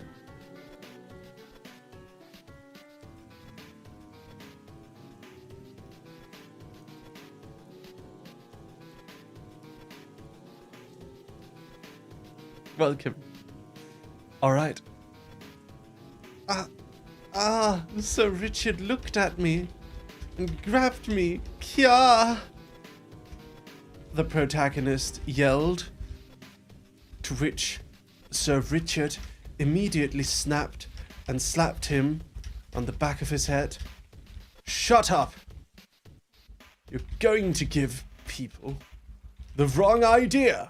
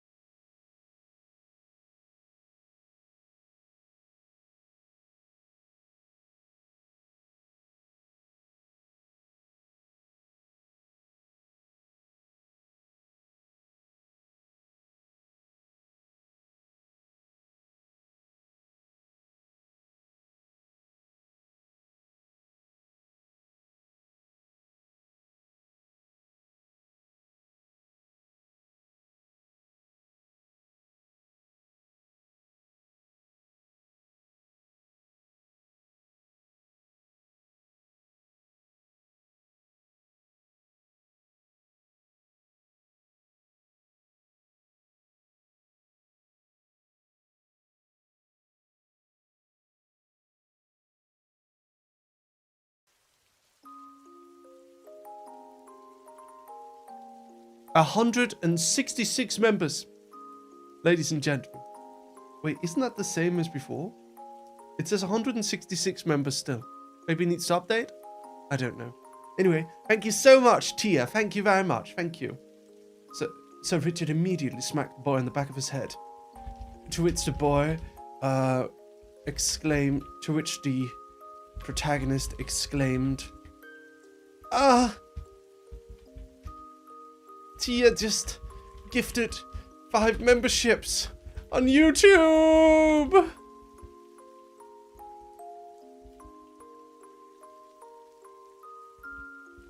Silence! Boy! He yelled at the boy. Sir Richard yelled and immediately got off his horse to speak with his princess. My princess, I have been provided information that the boy we found in the forest may be from another world, similarly to the ancient machine artifact.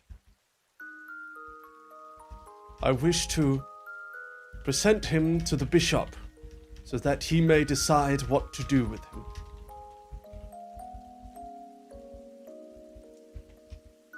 Sir Richard spoke, kneeling before the princess.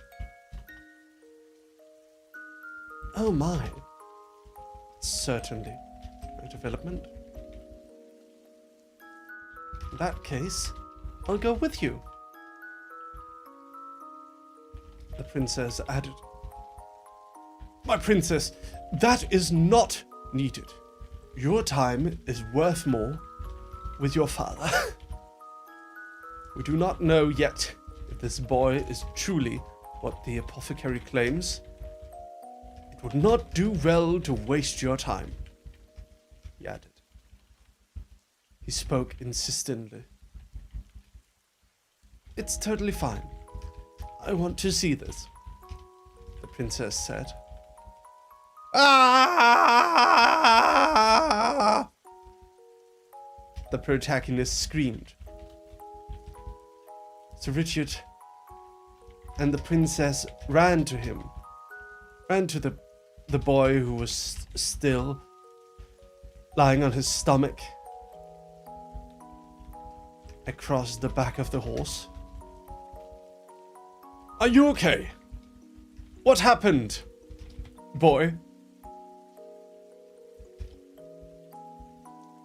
What's wrong, Mr. Giga Chad? Are you feeling all right? Do you need medicine? Do you need a medic? The princess asked. Daddy Richard is concerned.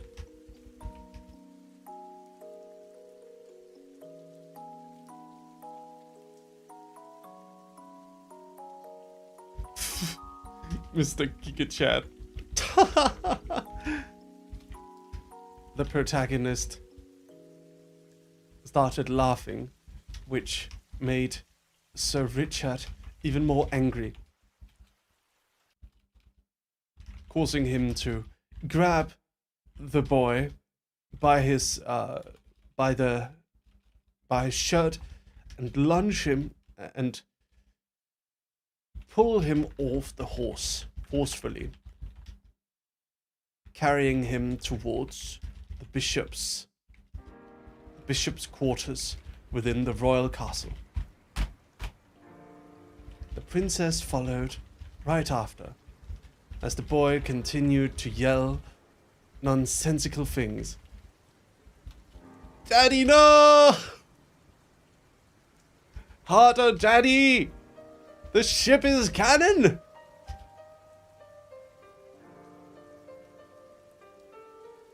Daddy is really rude!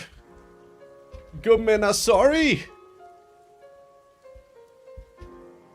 The protagonist flailed around, yelling things at Sir Richard.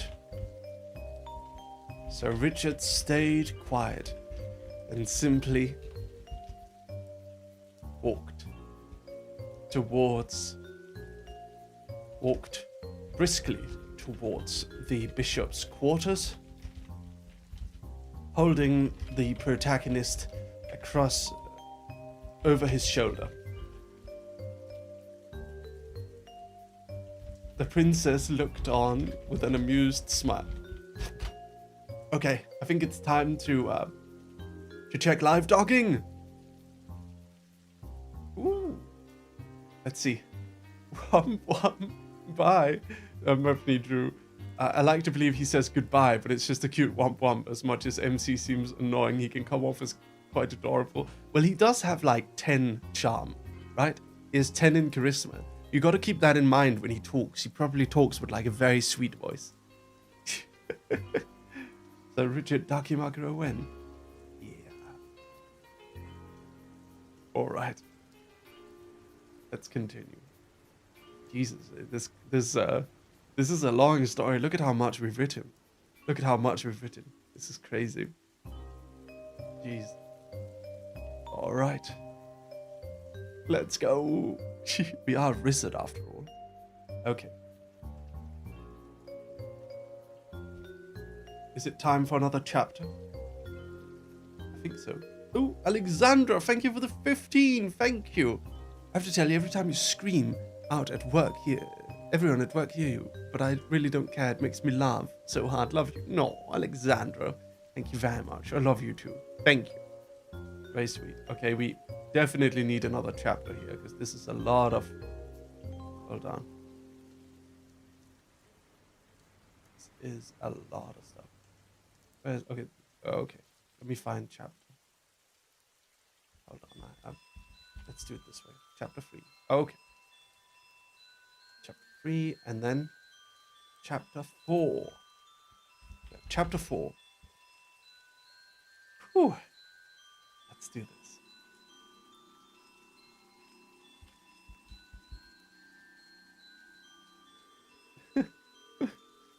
What in the world? Hehehe. Ah.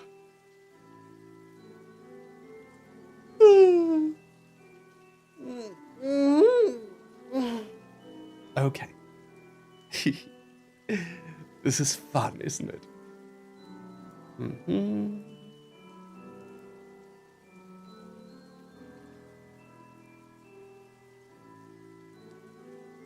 All right.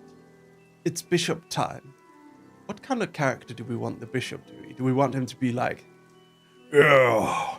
Oh, my beautiful princess. Oh, yeah. Like big fat boy? Like a big NTR character? Or do we want him to be like, hello there, darling. It is I, the Grand Bishop of Nuvigard. Which one do you want? You want a femboy? You want a...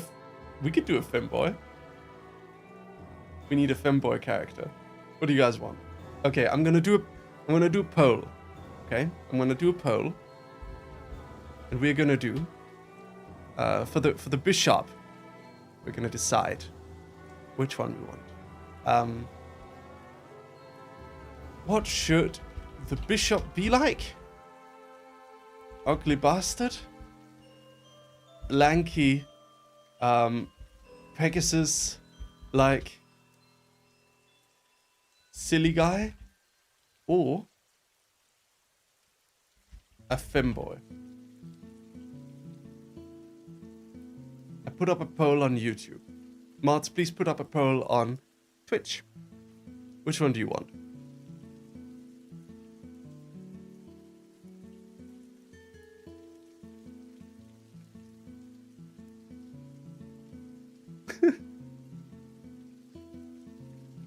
Femboy appears to be winning hardcore. Oh my god. Alright. Fair enough. Goodness me. There appears to be no active march over on Twitch. I will make it. I will make the poll. What should the bishop be like? Ugly bastard. Lanky Pegasus like silly guy. Or femboy. I would Put up the poll now. Oh, content does not meet guidelines. What? You're not allowed to put femboy. Shut up. For real? Okay, I'll put cute boy instead then. How about that? You're not allowed to put femboy? That's so weird. That's so stupid. Still? Oh, it's because it says ugly bastard. Okay. NTR guy. I'll put NTR guy instead. Okay, there we go. It's because I'm not allowed to say ugly bastard. Apparently. Apparently I'm not. Okay.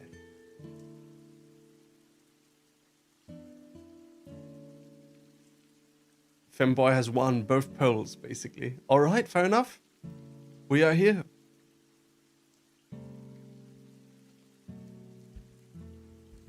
The golden-haired elven boy sat upon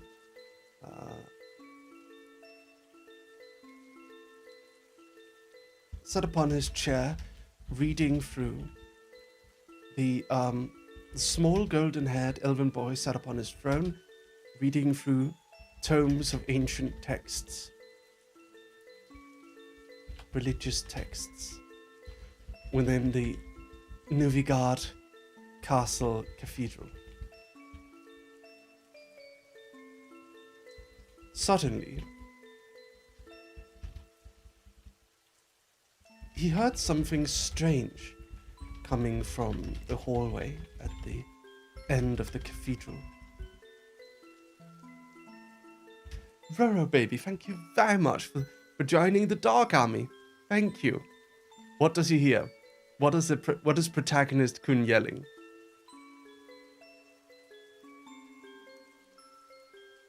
What is he yelling?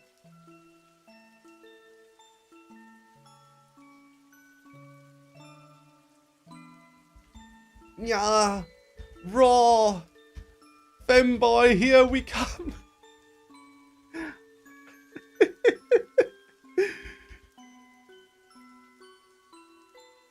Femboys, we like femboys.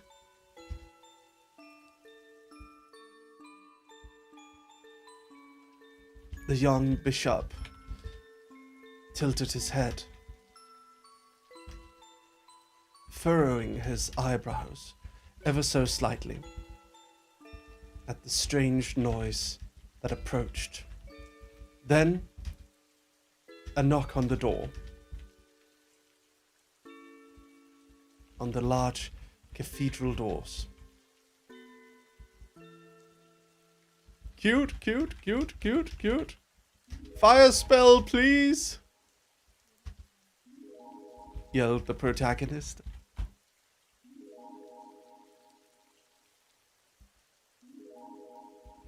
From beyond the door. Yes? What is it? Spoke the golden-haired boy who had held the position of Archbishop of Nuvigard for only 2 years.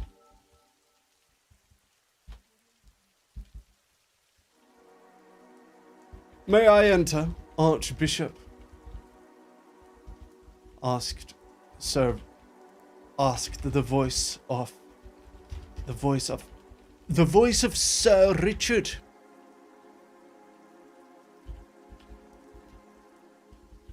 You may enter, replied the Archbishop, hopping down from his throne-like chair.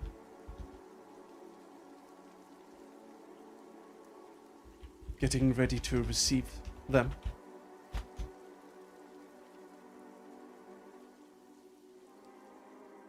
Hello, Otero. I'm doing well. How are you?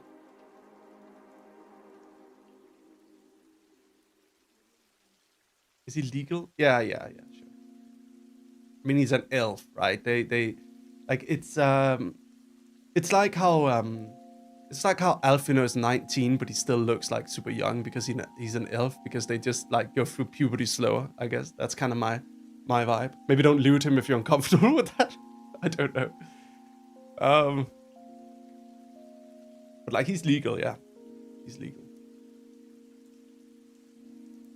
Princess, ride me, big dog. Look, nice, Murph.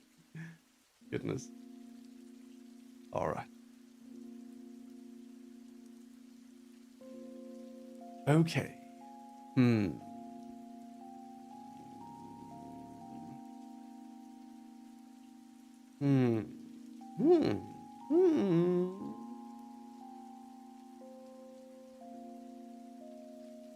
Have you ever published a fantasy fiction book in general? I mean, I've published many comics. I'm a comic writer normally. I can do novels, though. I am capable of doing a bit of novels when I need to. Let me think for a moment. Okay, we're definitely kind of not able to see how many members we have right now. I need to figure out how to do it. Because it's like, where you are. It doesn't update.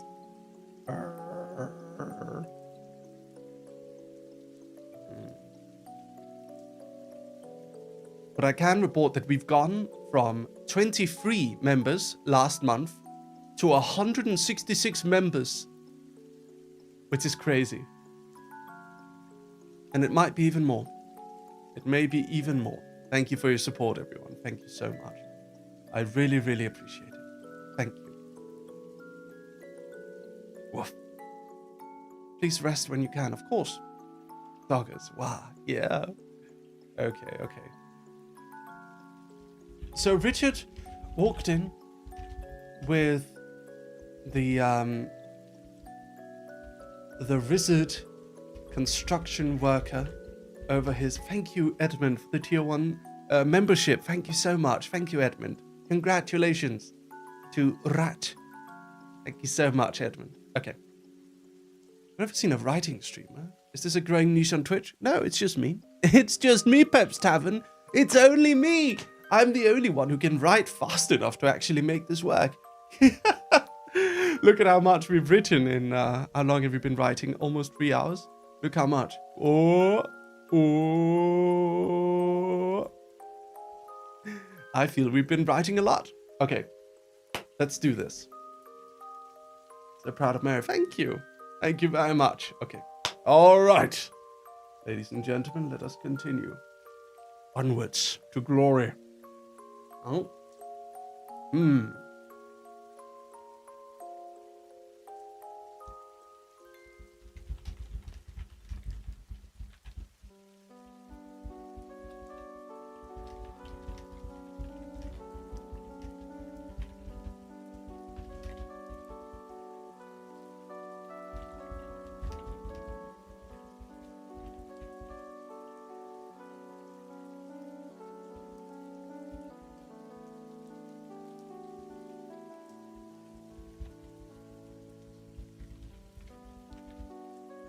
Okay. So Richard walked into the cathedral with the wizard construction worker boy from another world held over his shoulder, followed immediately by the princes of all Nuvigard.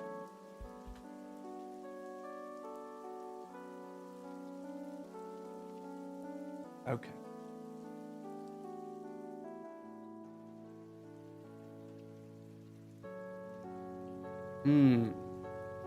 Remove princess, what?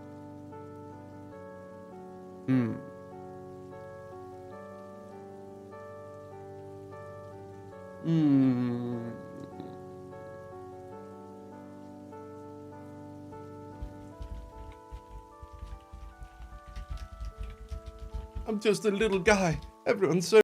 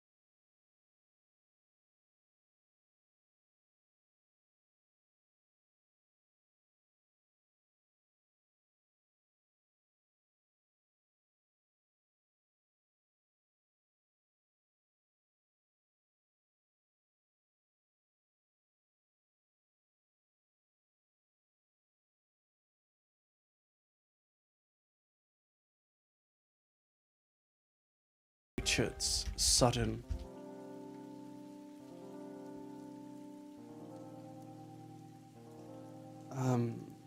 exclamation, sudden claim. Another world. The Archbishop asked, moving towards his tome, moving back to his chair where he had laid his tome.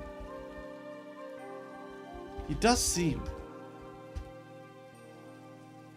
like he's not from here, based on the strange things he says, replies the princess.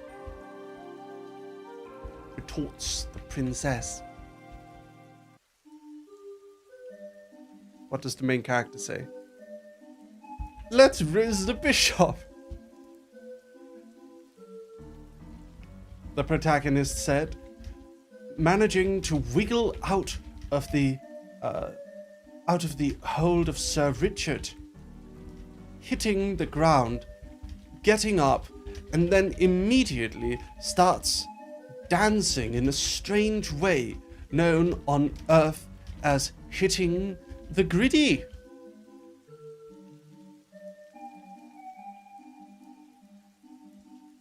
The princess giggles, amused.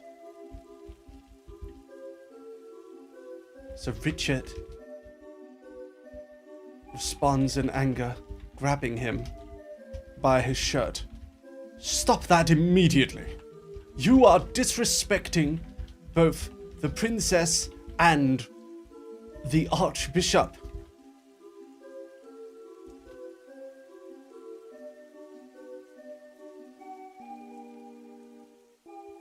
The protagonist proceeds to raise his hands, wiggling them, known on Earth as jazz hands.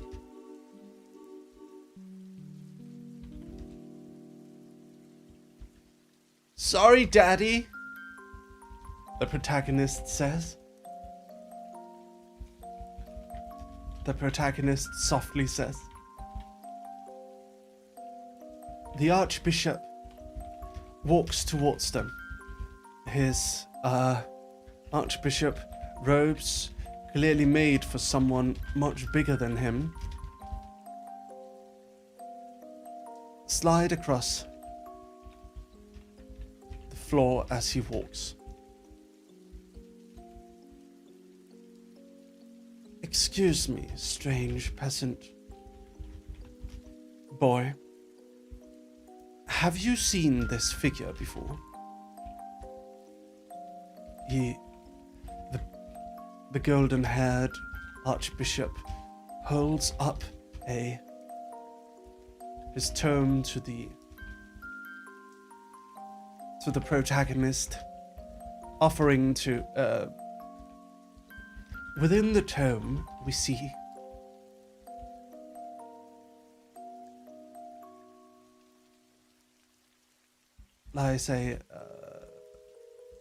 is an illustration of a big dog-like creature with a red stripe on its furry head. What does the protagonist respond?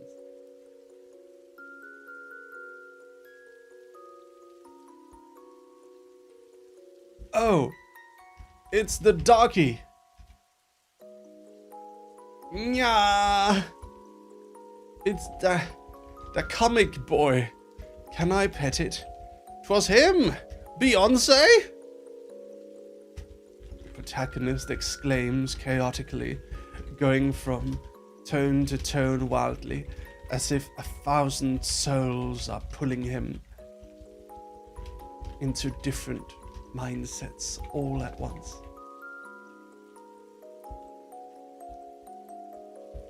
I figured. The bishop responds. What is that creature, Archbishop? Asks Sir Richard. I've never seen that figure in my life.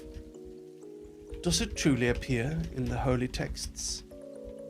Asks the princess. What you see here, the creature I am showing you, only appears in secret holy texts held by the archbishop, held by the sitting archbishop. It is a strange canine creature that is set to pull humans into our world from other worlds for its own amusement, speaks the archbishop softly.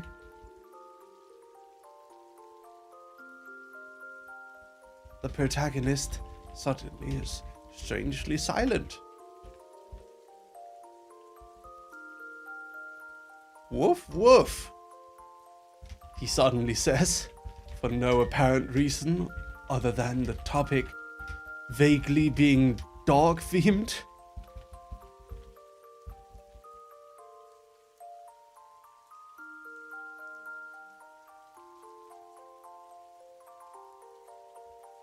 The doggy brought me here, he says. The protagonist says after a moment of pause.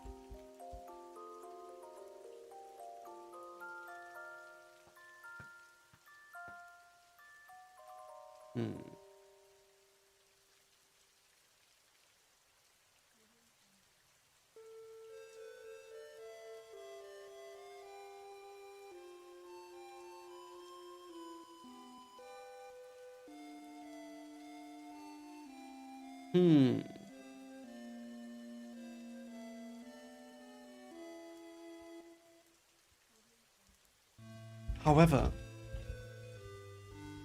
the moment doesn't last long.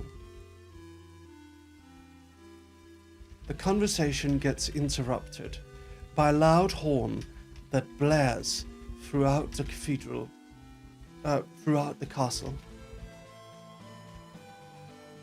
Within the hallway, outside of the cathedral,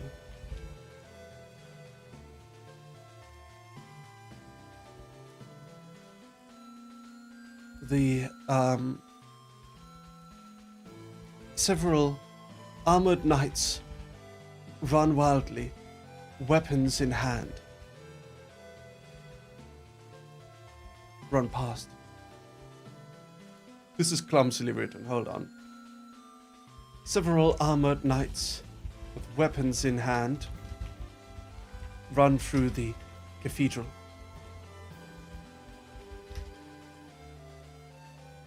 Woof.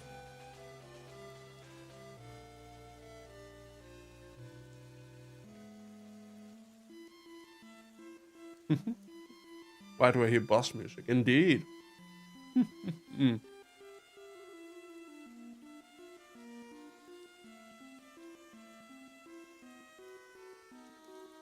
Now behold, Dog Army, the final arc, the third act of the movie. It comes. Oh.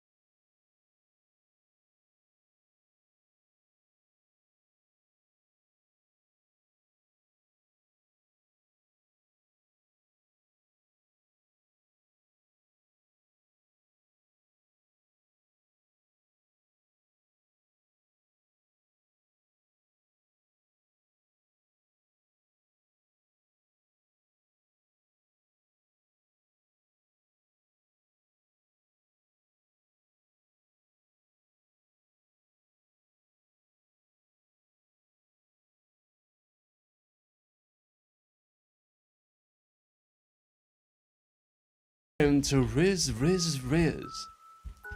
he says.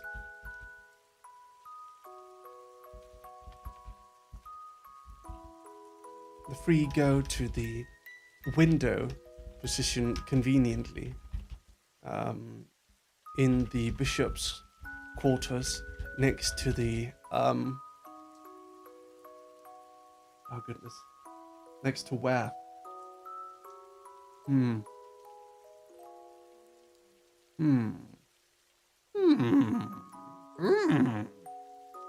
Next to where?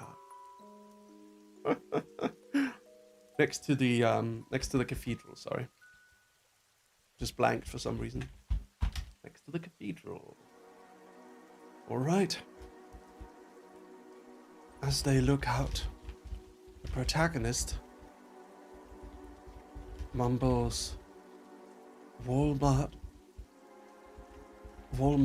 baguette sword to himself, as well as the name McDonald's for some reason. Thank you so much, Jean. Thank you for the tier 1 sub to the community. Thank you. Anonymous. No, it's Anonymous. Thank you, Anonymous. Thank you. Thank you very much.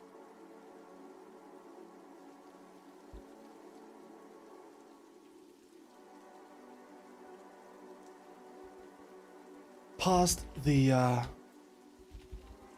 royal castle was positioned in the higher district where the nobility lived. Because of that,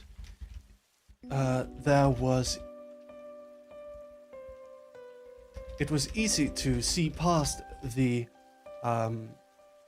merchant and peasant district and out towards the hills and valleys that made up the farmlands outside the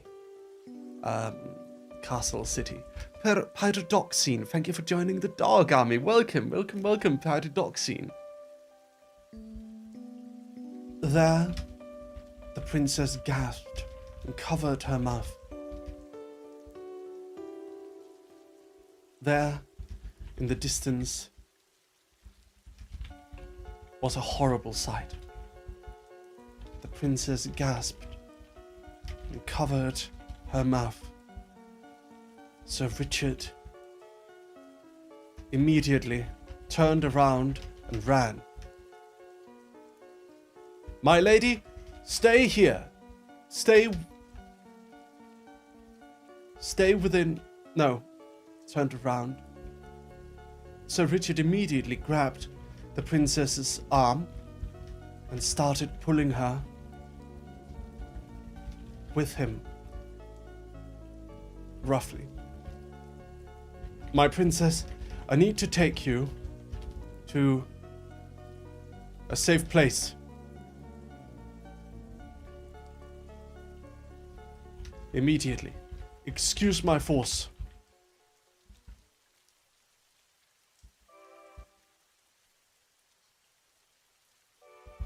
Soon, only the Archbishop and the protagonist was left standing at the window. The Archbishop spoke softly while watching the horror outside the window. So here we are. It appears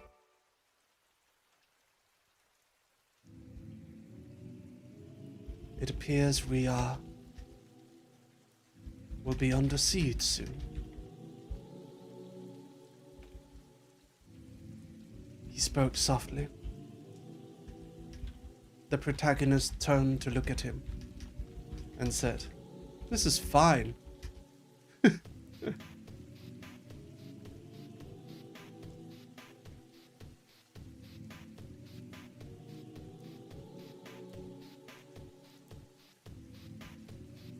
Can we get Fireball and defeat the intruders? He asked, surprisingly softly.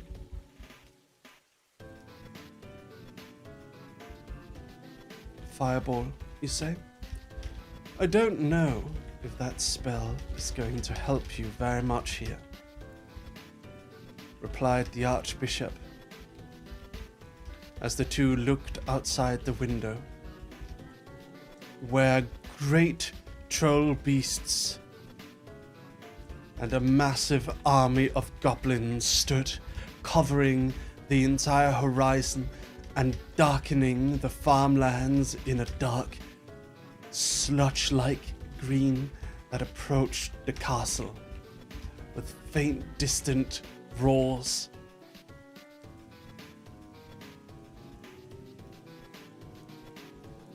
The Goblin King roared through a horn from his throne, which was being carried by many smaller goblins. You killed my son! I will destroy all of you puny little humies and elfies, and eat your children so you feel my pain! Yeah, that's right, Chad. Chad, that's right.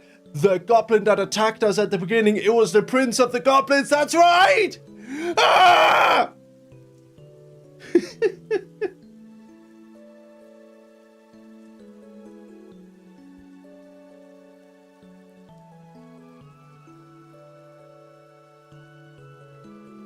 Thank you, Vast Nabat, and thank you for the $5. So when we're getting the Spellmend butt crack, I don't know.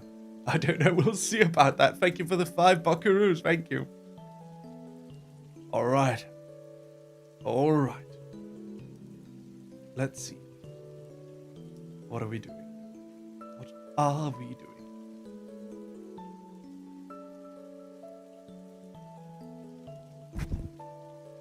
Destroy the humies! Yelled a smaller goblin standing next to the Goblin King. Bah! I already said that!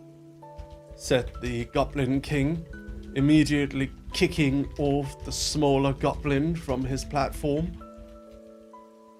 Whoa!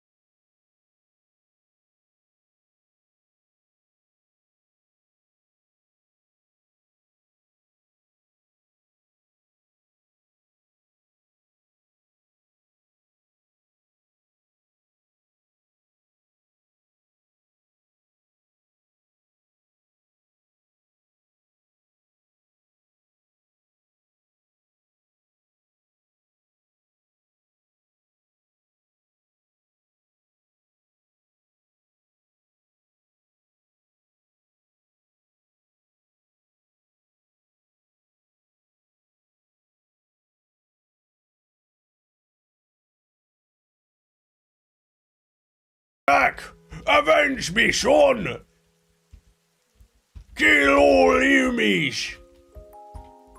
Yumis and Elvies alike! Eat the children! He commanded, and as he commanded, so did the goblins start. The goblin army go into a frenzy, screeching and roaring and running like crazed maniacs towards the opening created by the troll. You really love goblins, don't you? Shut the fuck up, guy. Goblins are based. Eat the children and the Yumis, yeah.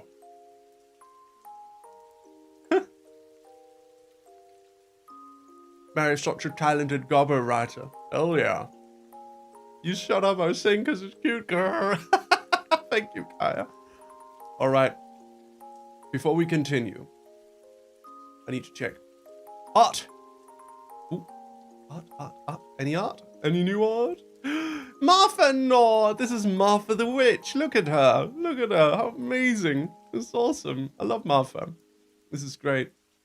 Very nice. Look at her. So cute. This is exactly how I imagined her, by the way. Exactly how I imagined her. Very well done, Kaya. Excellent art. Featuring Murphy's phone. This is dog. This is dog. I mean, God. Yes, bro. And, ooh. Okay.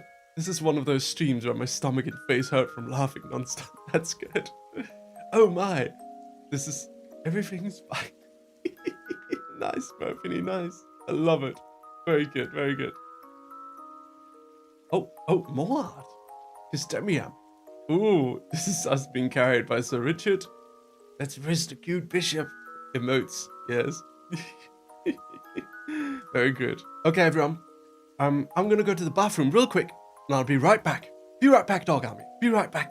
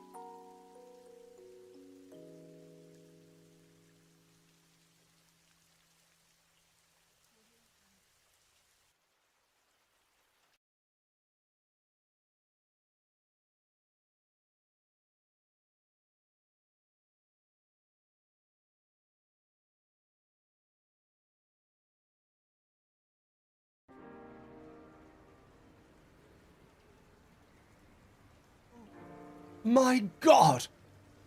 Oh my God! Latte Tree! Thank you for the 50 memberships! Oh my God! That is a lot of members! Thank you very much! Thank you so much, Latte Tree!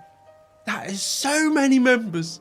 I really appreciate that. Thank you very, very much! Oh my God! So many new Dark Army! That is amazing. Thank you very much, Latte Tree. Thank you. That is such a huge amount of support. Ladies and gentlemen, please give Latte Tree a big round of woofs and a big round of round of whatever you can, really. Give Latte Tree huge appreciation if you got a sub. Please, we definitely have over 200 now. We did it! We did it, Reddit! Let's go!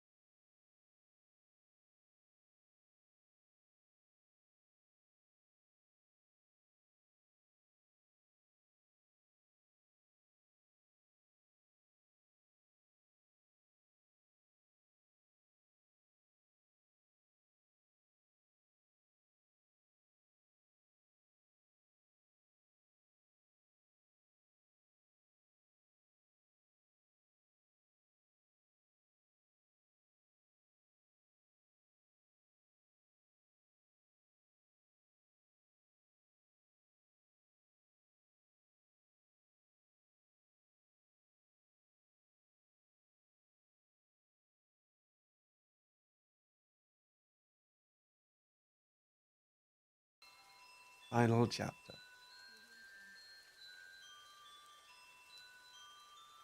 Chapter 5.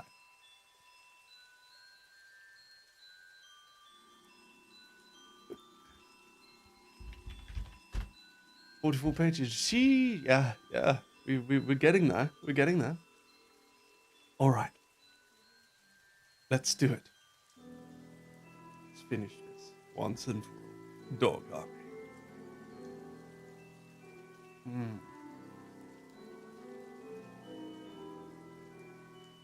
Not sure why I insert the fan art for this. So you go on here, you go on Twitter, and you post it under live dogging. Post it here. Let's see. Is there any updates? No updates yet. Did anyone post anything in Merry Art, perhaps? Let me check. Huh. Inverted Jelly did. Infected Jelly did. Very nice. But for this stream, it's in live docking. All right. Here we go. Final part. Are you ready? Run them over with the master. The protagonist turned to the Archbishop and said, "Why the dog, why the dog, why the dog? Let's go." He grabbed the Archbishop's hand and pulled him along with him. The Archbishop looked surprised. "Where are you taking me?" The small bishop, the small golden-haired boy asked. Probably never having been dragged by the hand in his life like this.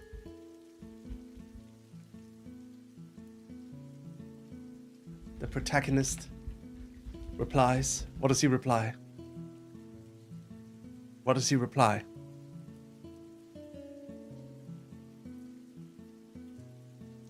Master.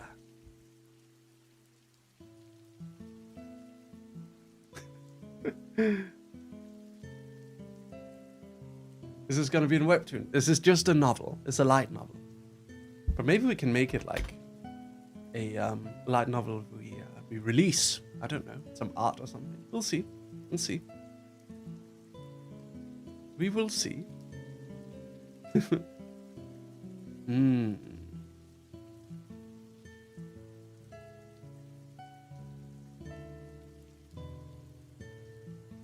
Worth.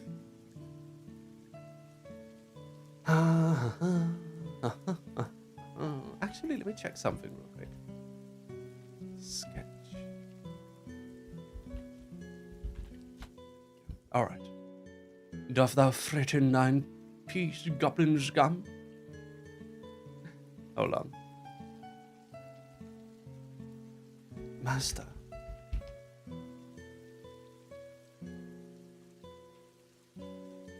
I don't understand, replied the Archbishop, as the protagonist continued to pull him along randomly throughout the empty castle.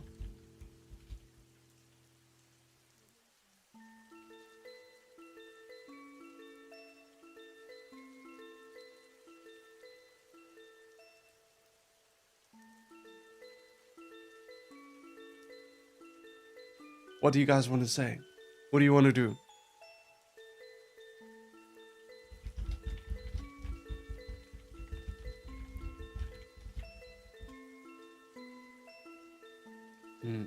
Woof woof, save woof.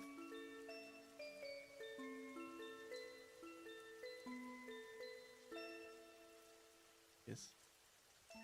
We're going to find Zadie.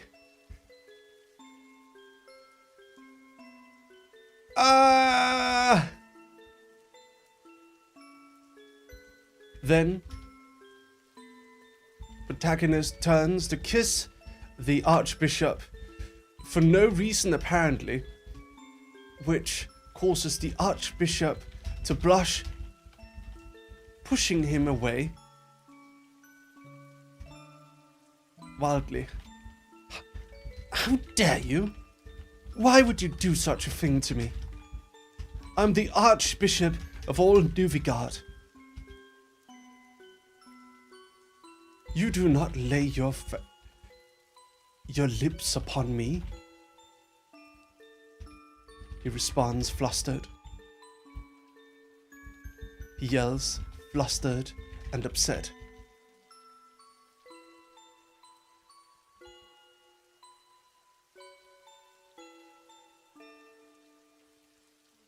I love you, Bishop. You are beautiful. I'm touch-starved. The protagonist says,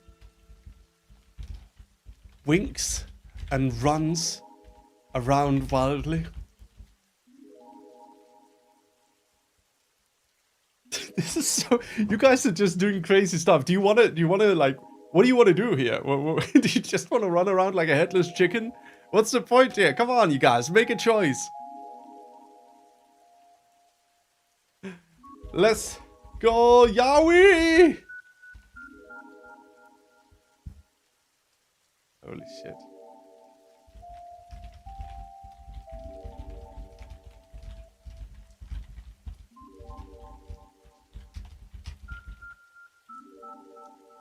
Okay, we go to battle. The protagonist yells and then proceeds to say, "We go to battle!" The bishop pauses. You want to join the battle? Well, I won't say no. If you are indeed brought here by the holy dog deity, then perhaps you might be able to help us.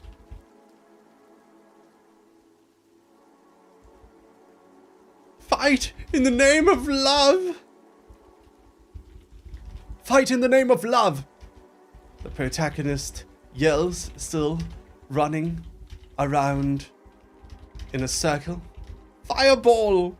He yells, not being able to cast a fireball because he never learned anything and never bothered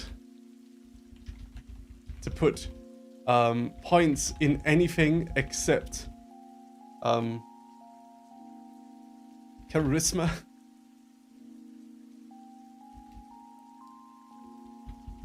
I think I understand, says the femboy archbishop softly. I can bring you a fireball and show you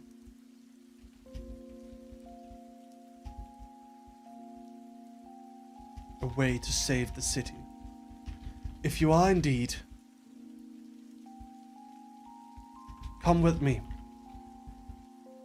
The archbishop started walking through his room. At the edge of the room, he pulls a lever, revealing a secret entrance leading down through the castle.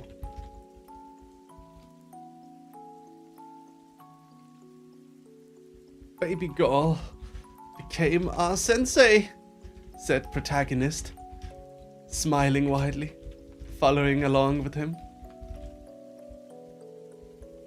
while also saying, "Hey yo, Lemao, a secret room."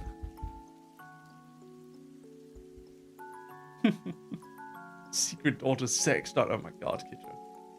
Goodness me.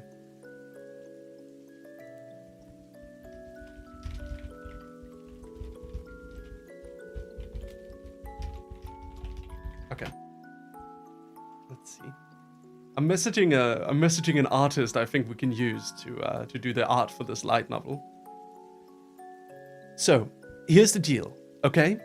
If I can get $200 in super chat, then we can pay for good art for this light novel. I will pay for half of it. I will pay $200.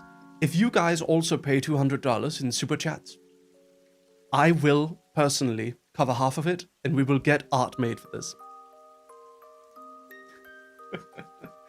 If anyone can. It's tempting, yeah.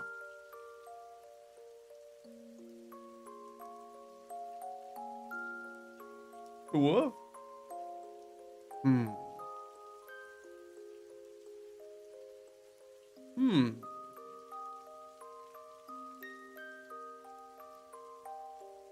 All right. Let's continue.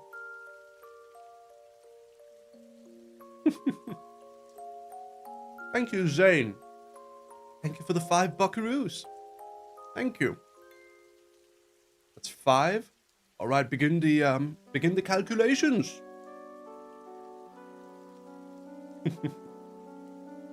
Thank you, Merpini. Oh my, Chris. Thank you for the $20. Thank you. 25.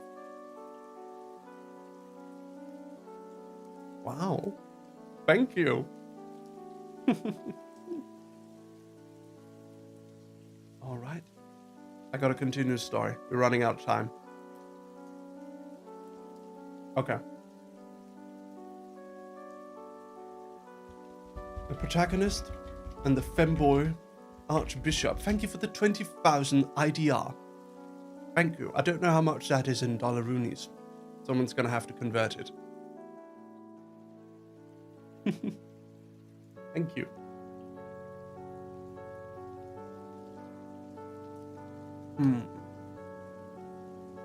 Thank you, Allura, for the $2. Thank you. That's the first super chat. Thank you so much. Thank you. Thank you. All right. When is Richard gonna appear? Continued down the dark, secret stairway. When is Richard gonna appear? Asked the protagonist. The archbishop continued walking, and replied, Roro baby, thank you for the $50, 500. I don't know what this currency is, but thank you so much. Thank you. Can only pitch in a little bit. That is more than plenty. I think it's about $20, $30. Thank you so much, Roro baby. Thank you, darling. I really appreciate it. All right.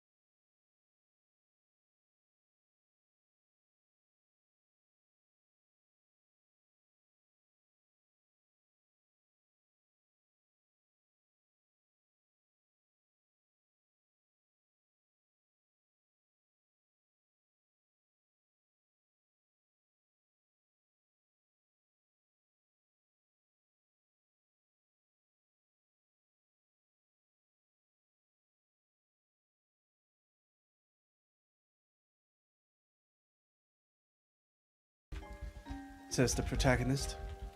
They arrive at a secret gate. At a door at the very bottom of the secret round staircase. If you are indeed... Farmite, thank you so much for the 20 Australian, thank you. Thank you very much for the super chat. I think... Hold on, how close are we? I think we should be almost halfway now. I think we are like... Oh my god! Latte Tree! Thank you so much for the red super chat. Let's go! And Sonic Attic, thank you for the 20. I don't know how much these are. How much is 4,000 of this? Hold on. Is that peso? Thank you so much, Latte Tree. Oh, it's Filipino. Okay. It's 4,000 PHP to USD. It is 71 buckaroos. Okay. So we have 71 plus 20 plus 20 plus, let's see, 500.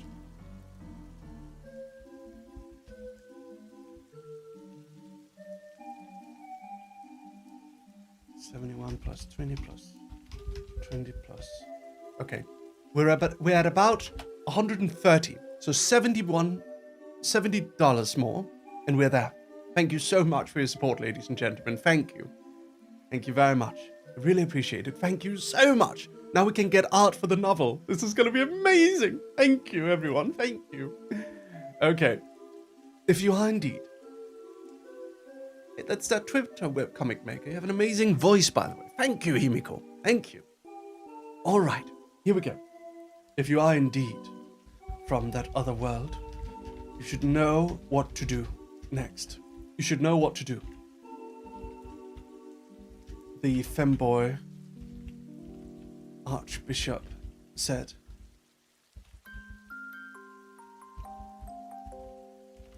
Opening the door. Beyond the door lied a great shrine. And at its heart... Thank you, Zane, for the $5. Thank you. It can't do much more, but hopefully this will help. It helps so much, Zane. Thank you very much. Thank you. Just donate what you can. Don't worry if it's not.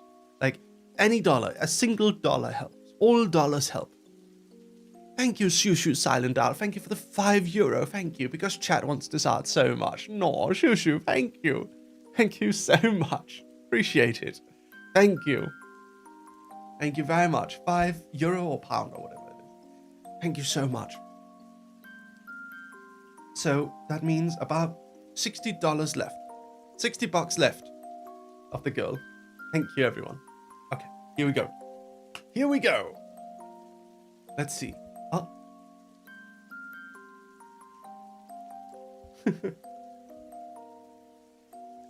Okay. But your document doesn't have a name. That's fine. We'll name it after. Beyond the door lied a great shrine, and at its heart stood a Mitsubishi car.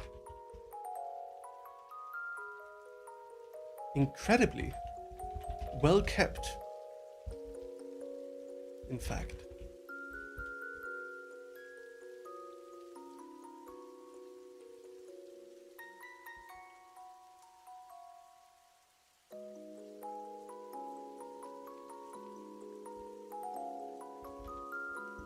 Okay.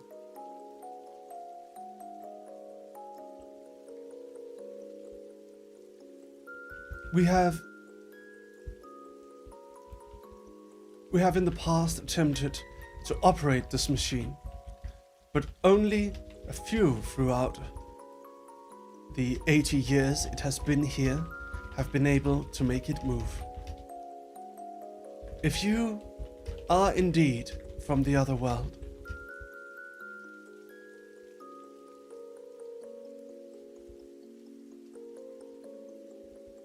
said the femboy arch, said the golden-haired boy as he walked towards a small table. a small pedestal where a pair of keys lied. He then walked calmly to the main character, to the protagonist, and offered the keys. We must drive. Press E to enter, says the protagonist. Now we're rolling in GTA style, he added. I don't know what you're talking about, but if these are spells,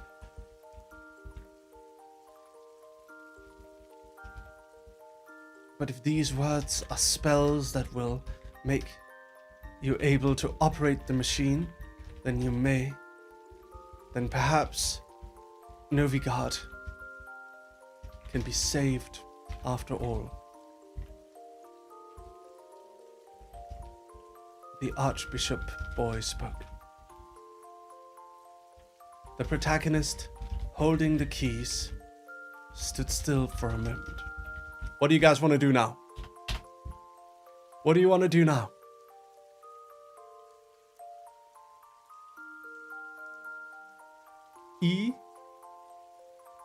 E, said the protagonist. Then he dabbed. He walked to the car door and got in. He immediately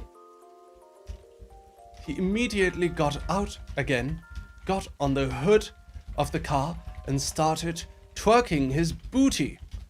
Then he went back inside the car.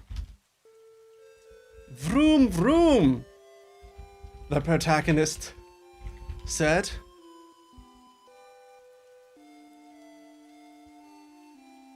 The fuck is wrong with you guys? That was quite gay, he replied to himself. Gotta go fast. We're so useless as a protag, Keck.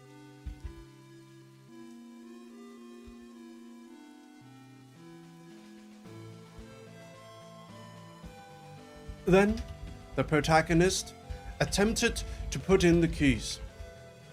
Start the car! He yelled at himself while not being able to aim correctly at the keyhole, constantly hitting the sides. Lemao, let's go, he said. Let him cook, he said to himself again.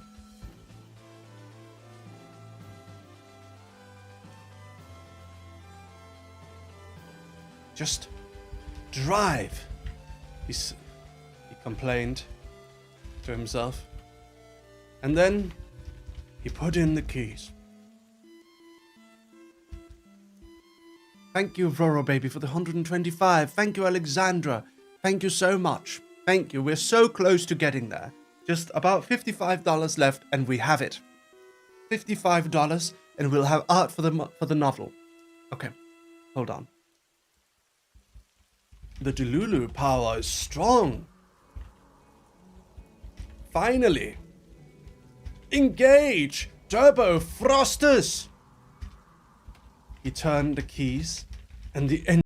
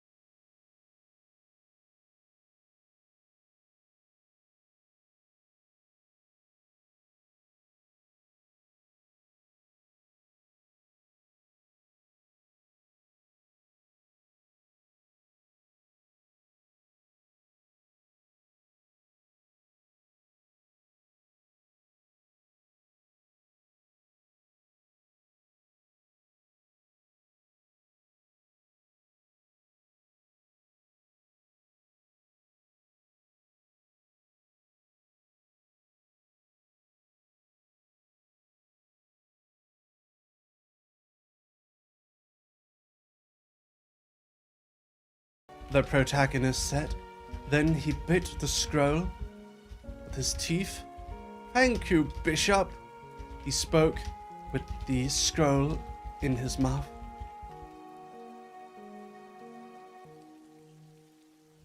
Gas, gas, gas!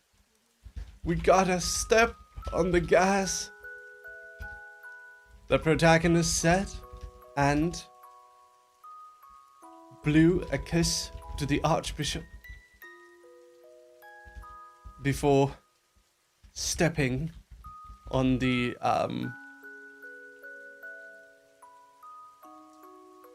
rat. Thank you for the $1 Australian. Thank you. $53 left. Before stepping on the pedal. That's the one. Thank you. The car immediately started driving with crazy speed down the shrine's hall towards the gates that had sealed the shrine. Towards the gates. Towards the sealed gates.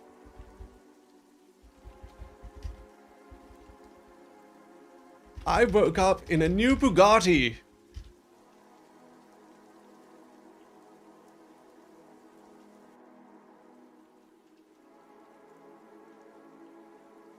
Isekai drift! The protagonist yelled over the sound of the loud motor while crashing into the shrine door, leaving out the back.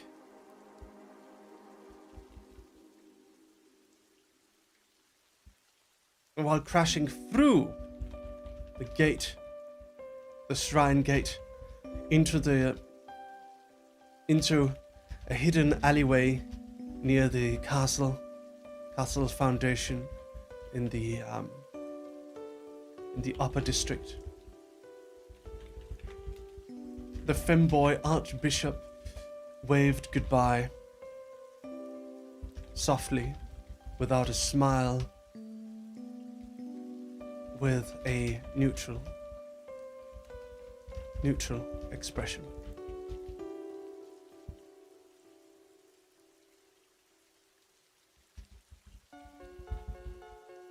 There you go. All right. The protagonist, fireball scroll in hand, in his mouth, drove through the streets of the upper district in the ancient artifact machine known as a Mitsubishi.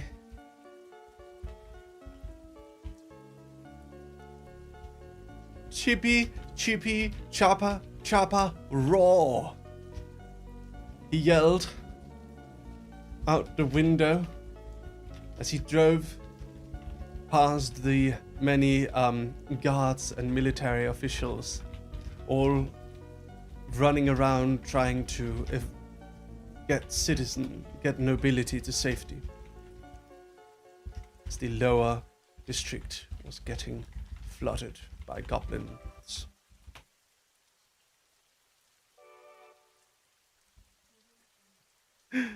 Chippy, chippy, choppa, choppa, doopy, doopy, dappa, dappa, magico, no doopy, doopy, boom. Not Dubai. Stop autocorrecting to Dubai. There we go. Boom, boom, boom. The protagonist started singing a strange song from another world as he drove straight through the gates.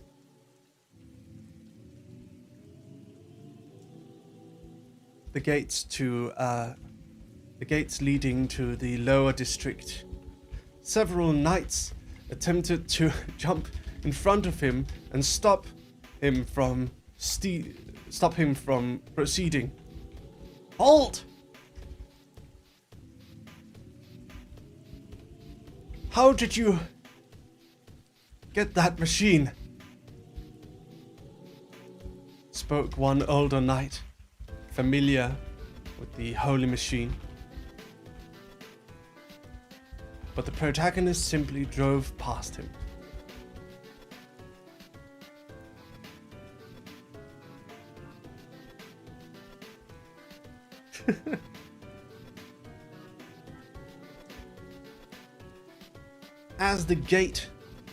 As the bridge to the lower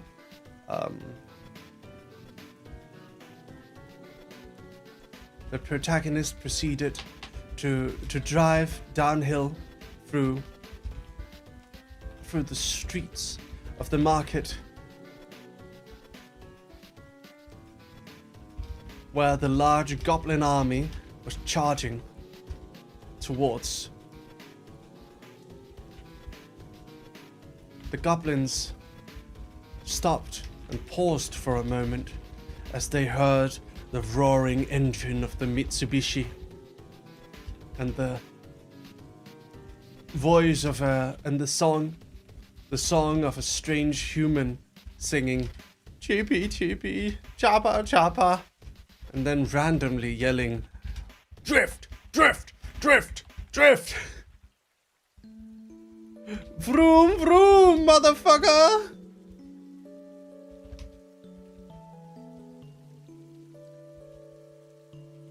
Then, as the machine very swiftly approached the army of goblins, the goblin battalion at the front, the machine collided with the goblins, sending them flying into the air as it proceeded to, with incredible speed, hammer its way through the goblin army with very little slowing down. Super.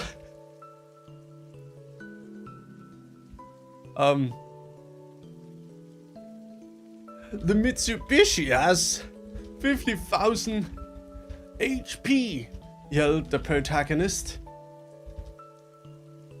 as he then proceeded to also yell "Giant Fireball!" and casting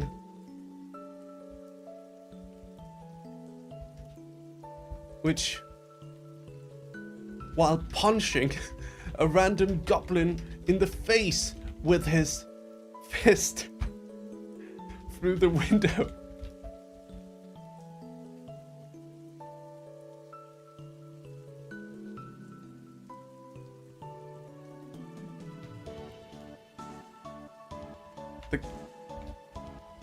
What is this machine? What is this fast thing? Yelled one goblin battalion leader at the front.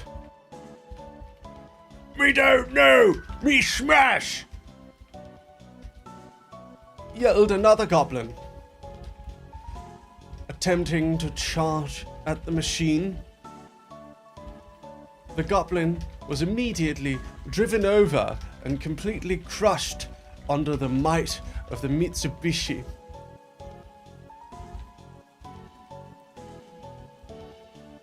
We smashing goblins one way or the other. Vroom vroom, L plus ratio. The protagonist yelled at the goblins while still holding an unread fireball scroll in his hand.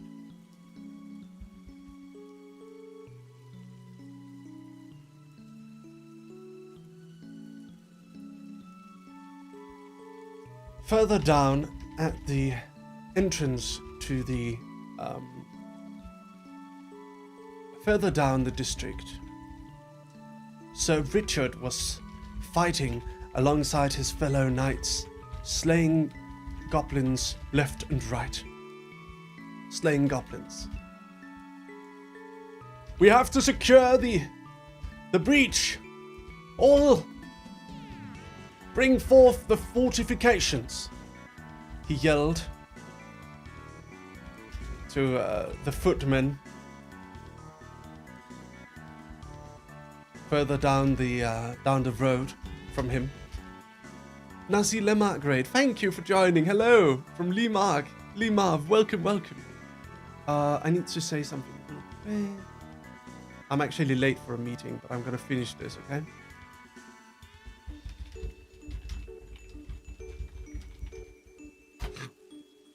Sorry. Thank you, Lemarv, for the raid. Then, Sir Richard, who was fighting at the breach further down the district. At the breach, Sir Richard was fighting alongside his fellow knights, slaying goblins. We have to secure the breach. Bring forth the fortifications, he yelled at the footmen further down the road from him. Then he heard a strange sound. It was a mixture of goblin roars, loud slamming noises, and a very annoyingly familiar voice of Zaddy, I'm here!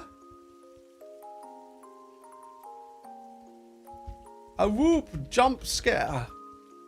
Daddy! The protagonist. He recognized the voice and turned around. What in the devil's name? And then he saw it. The Mitsubishi. The ancient machine sent by the gods 80 years ago. Driving full speed, sending goblins flying left and right.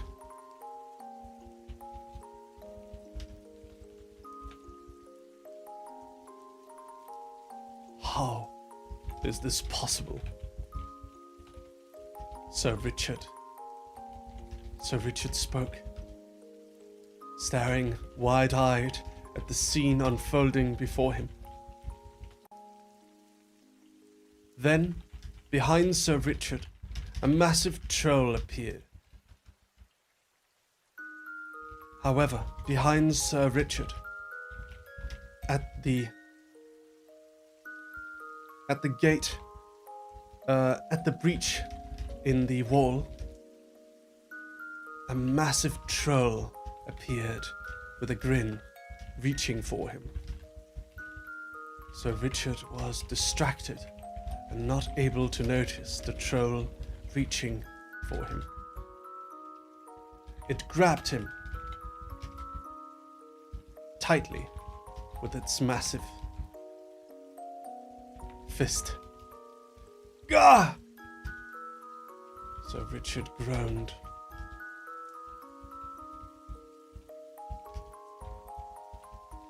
Holding his sword tightly, but being unable to do anything, as his arms had been locked between the troll's fingers. No! Leave Zaddy alone! The protagonist yelled. The troll slowly lifted the knight, the handsome knight, up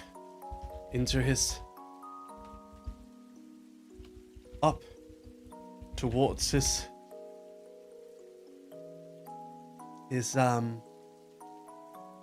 mouth, attempting, while towards its slowly opening mouth, wanting a bite of an elven knight's head. However, I cast a comically large fireball. Wait. No, not the Vortag. I cast a comically large fireball. I'll save you, Sadie.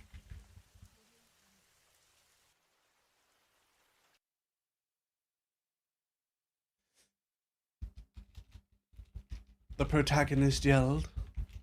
he then drove his car right into the breach, sending the car flying into the air, and with the slight luck stat that the protagonist had put points into, he flings a massive fireball, hitting the troll in the face, and then furthermore hitting its chest with the hood of the Mitsubishi car.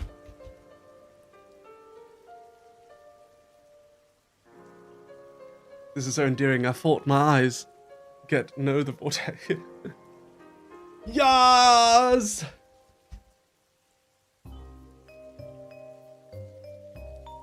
Boom!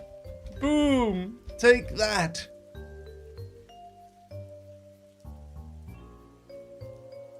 Roared the protagonist in victory as the troll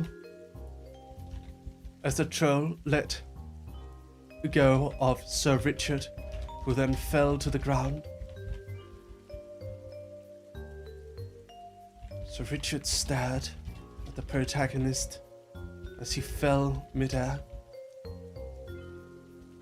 as the protagonist continued to drive the ancient holy machine through countless goblins outside the gates of the city. Sir Richard paused.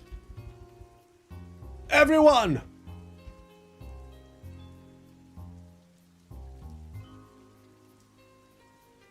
The hero of Nuvigard has activated the ancient machine. He is empowered by the goddess. We follow his charge, he yelled to his fellow knights and footmen, who all cheered and roared in response. All of the elven and human soldiers ran outside the city and followed in the wake of the destruction left by the Mitsubishi, as the protagonist continued driving through the countryside, wildly, killing hundreds of goblins in his wake. A game screen popped up in front of him, asking what stats he wanted to increase. Apparently, by killing all these goblins, he had leveled from level 2 to level 37. He had over 100 points to spend. What would he spend it on? Chad? What do you want to spend it on? Charisma? Charisma? Magic? Riz only. Riz only. Riz only! He said. And put all of the points into charisma. Every single point into charisma. Becoming a pure charisma build character. He shone with beautiful grace as he rode his gallant metal steed through an explosion of goblin blood directly towards the Goblin King. The Goblin King saw his army flying left and right as the ancient machine broke through his ranks. What is going on? What is happening? He roared, and then the protagonist came into view. He is magnificent! How beautiful! How is it possible for a human to be so beautiful? The Goblin King roared, unknowing never having seen such beauty in all his long 15 years of life. Goblins have... It should be noted that goblins have shorter lifespans.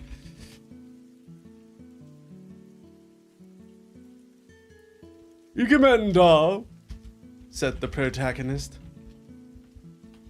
as he drove his Mitsubishi right into the Goblin King's platform, killing the Goblin King's throne, killing the goblins that were holding it up, and throwing the Goblin King into the air.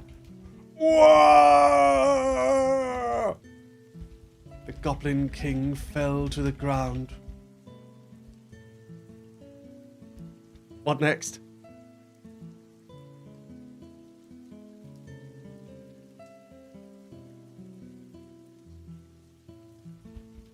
Rip Bozo, said the protagonist.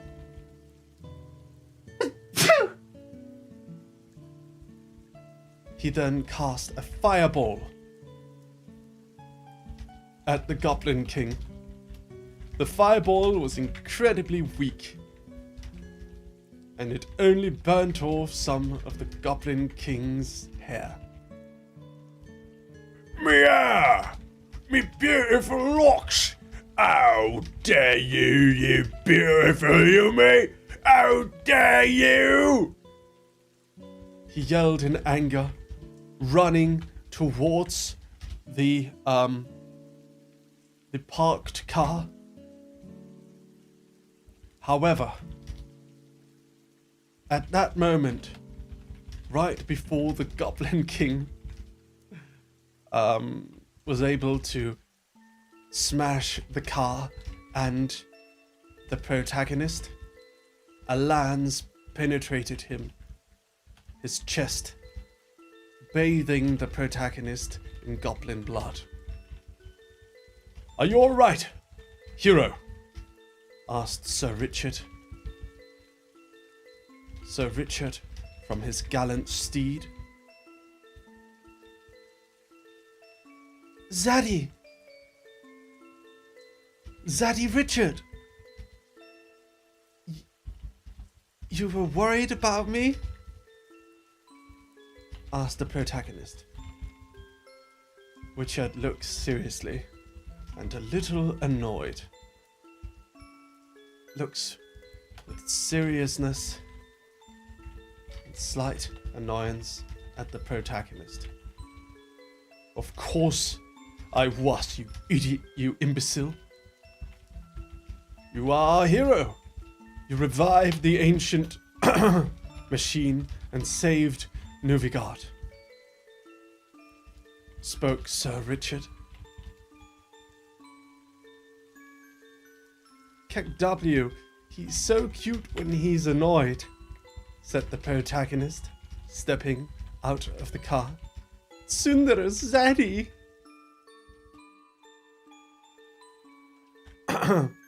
Sir Richard got off his horse and walked towards the protagonist. Thank you for saving our kingdom, hero from the other world. He reached out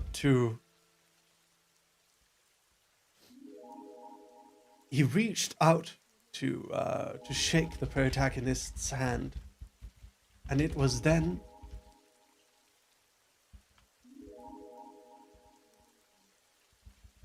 call me Rizzard.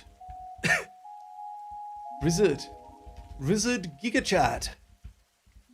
Zaddy, he said, I would like a reward.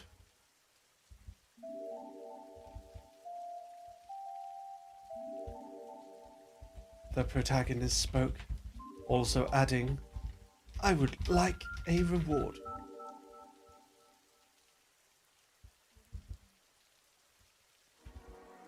Sir Richard looked skeptically, but with a reluctant smile. As much as a crazy peasant, you are our hero. I will try to accommodate you. What do you wish? Sir Richard asked. Kiss me! Kiss! Kiss, kiss!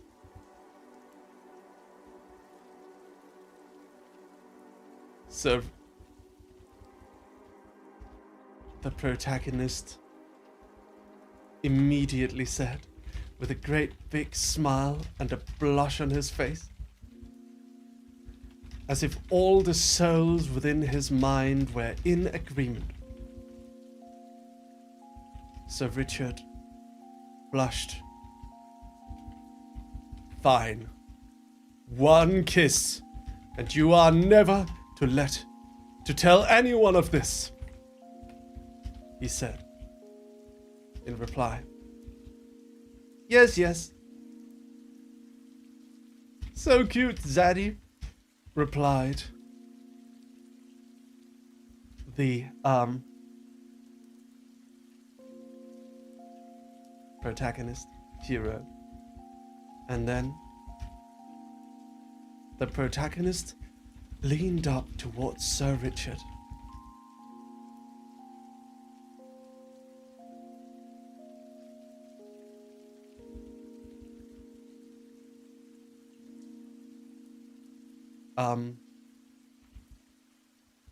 Standing on his toes to be able to reach the tall knight.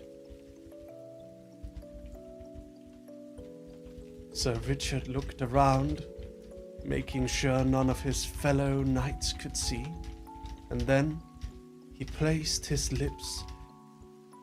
soft lips against the lips of the protagonist. And then, both bathed in goblin blood, they kissed.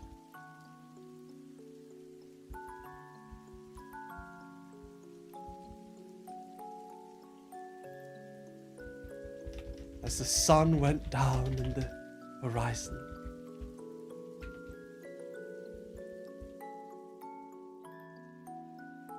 The end.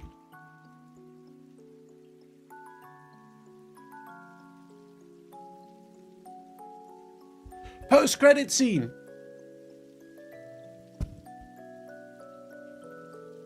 Within the apothecary,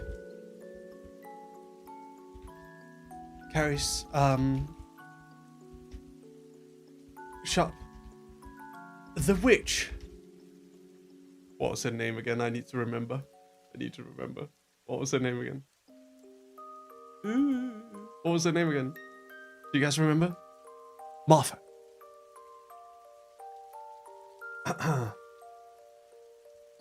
Martha, the witch,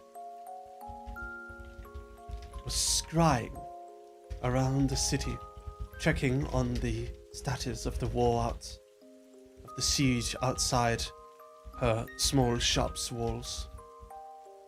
Then she saw that someone had slain the Goblin King. Oh my, what is this? She zoomed in on the scene and saw Sir Richard and the hero protagonist kissing softly and getting a bit too into it. Hey man, where on the typewriter is the save game option? Oh my god, I don't know. I don't think it's there. I think we're just stuck with it now. Alright, there we go. That's the story. What do you guys think? Let's check out the art now. Let's see what art do we have? Ooh. POV MC driving over the goblins. Level up, level up, level up. Oh my god. Oh man. Hell yeah. Nice pondering. That's good. I like it. This is us driving in the car. Very good. Oh Jesus. Kitra's got 700,000 points. Are you alright? A woman, waifu, cat! What? Oh man, what is going on here? Prediction. Very cute. Thank you, pondering. Thank you. Okay. Let's see. Oh, Merpany. A crazed man on the loose. Stop him or not. Zaddy quest, let's go! Don't kiss me. Ooh, the princess, the main character. Nice. Is that the construction worker wizard? I love it. It's hilarious. Oh man, this is beautiful. Thank you, Infected Jelly. This is beautiful. Alright. What do the characters look like? That's up to you guys. What do you want the characters to look like? Man, this is beautiful. Anyway, I do have a... I am like 22 minutes late to a business meeting.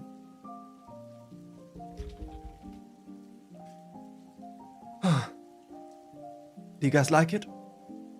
Remember everyone, we're only $50. If we can get $50, I will pay the other half of it. I will pay the remaining part.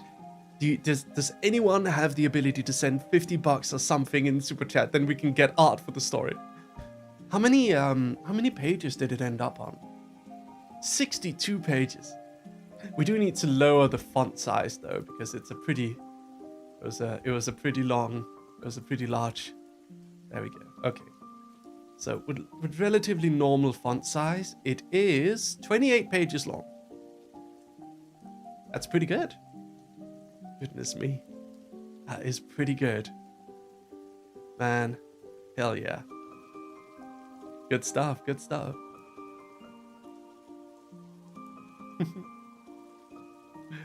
Alright. I got out one last doodle. Okay. Sonic Addict, thank you for the $10. Thank you very much. Thank you. Thank you so much. Okay. One last doodle. Ooh. I got to kiss Sir Richard Kuhn. Let's go. Kiss quest complete. Yay. Did you guys like it? What do you think of it? What do you think of it, Dog Army? Do you enjoy it? Did you like it? Did you have fun? Wildfang, thank you for the $2. Annie Draw, thank you for the £30. Thank you very much. Just 10 more bucks. Just 10 more buckaroos. Thank you very much. Thank you. We got our beer. I'm very happy. Definitely need to do this again. Yeah, I think this went really well. I think this ended up really, really well. Let's see, who can we raid on Twitch? Is there anyone we can raid? Is anyone in AstraLine live? Alfie's live. Let's raid Alfhilde. Alright. Let's go. Alfhilde. Let's raid Alfie. Ninifia, thank you so much for subbing. Welcome to the Dog Army. Welcome. Thank you, Zone, for the 5. Okay, I'll pay for the rest. Thank you so much. We're going to get art for this. We're going to get art for this comic. For this light novel. Thank you so much, ladies and gentlemen, for joining today. I hope you all enjoyed it. Thank you very much for coming. And remember, tomorrow we're going to do another stream. Tomorrow we're going to do a Live2D stream.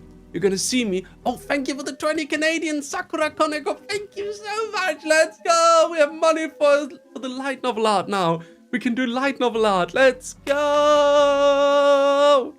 Thank you very much. Thank you. Thank you so much. Thank you, Sakura Koneko. Thank you very much. I really appreciate it. All right, ladies and gentlemen, thank you so much for all the super chats, all the memberships, all the subs, all the bits. Thank you very much. I will see you all tomorrow, same time as today, every single day. I wish you a very, very, very happy time, and I'll see you tomorrow. Everyone, don't forget, tomorrow, we have a Live2D stream. Thank you for the $5 shoo. Thank you very much. Thank you so much. Okay. All right, everyone. See you tomorrow. Love you. Bye-bye. Bye-bye. Kelly, thank you for the $2. And Default, thank you for the 25 Polish. Thank you. Goodbye. Lyle, I love you. Bye-bye. Bye-bye. Love you. Woof, woof, woof, woof, woof. Love you. Love you.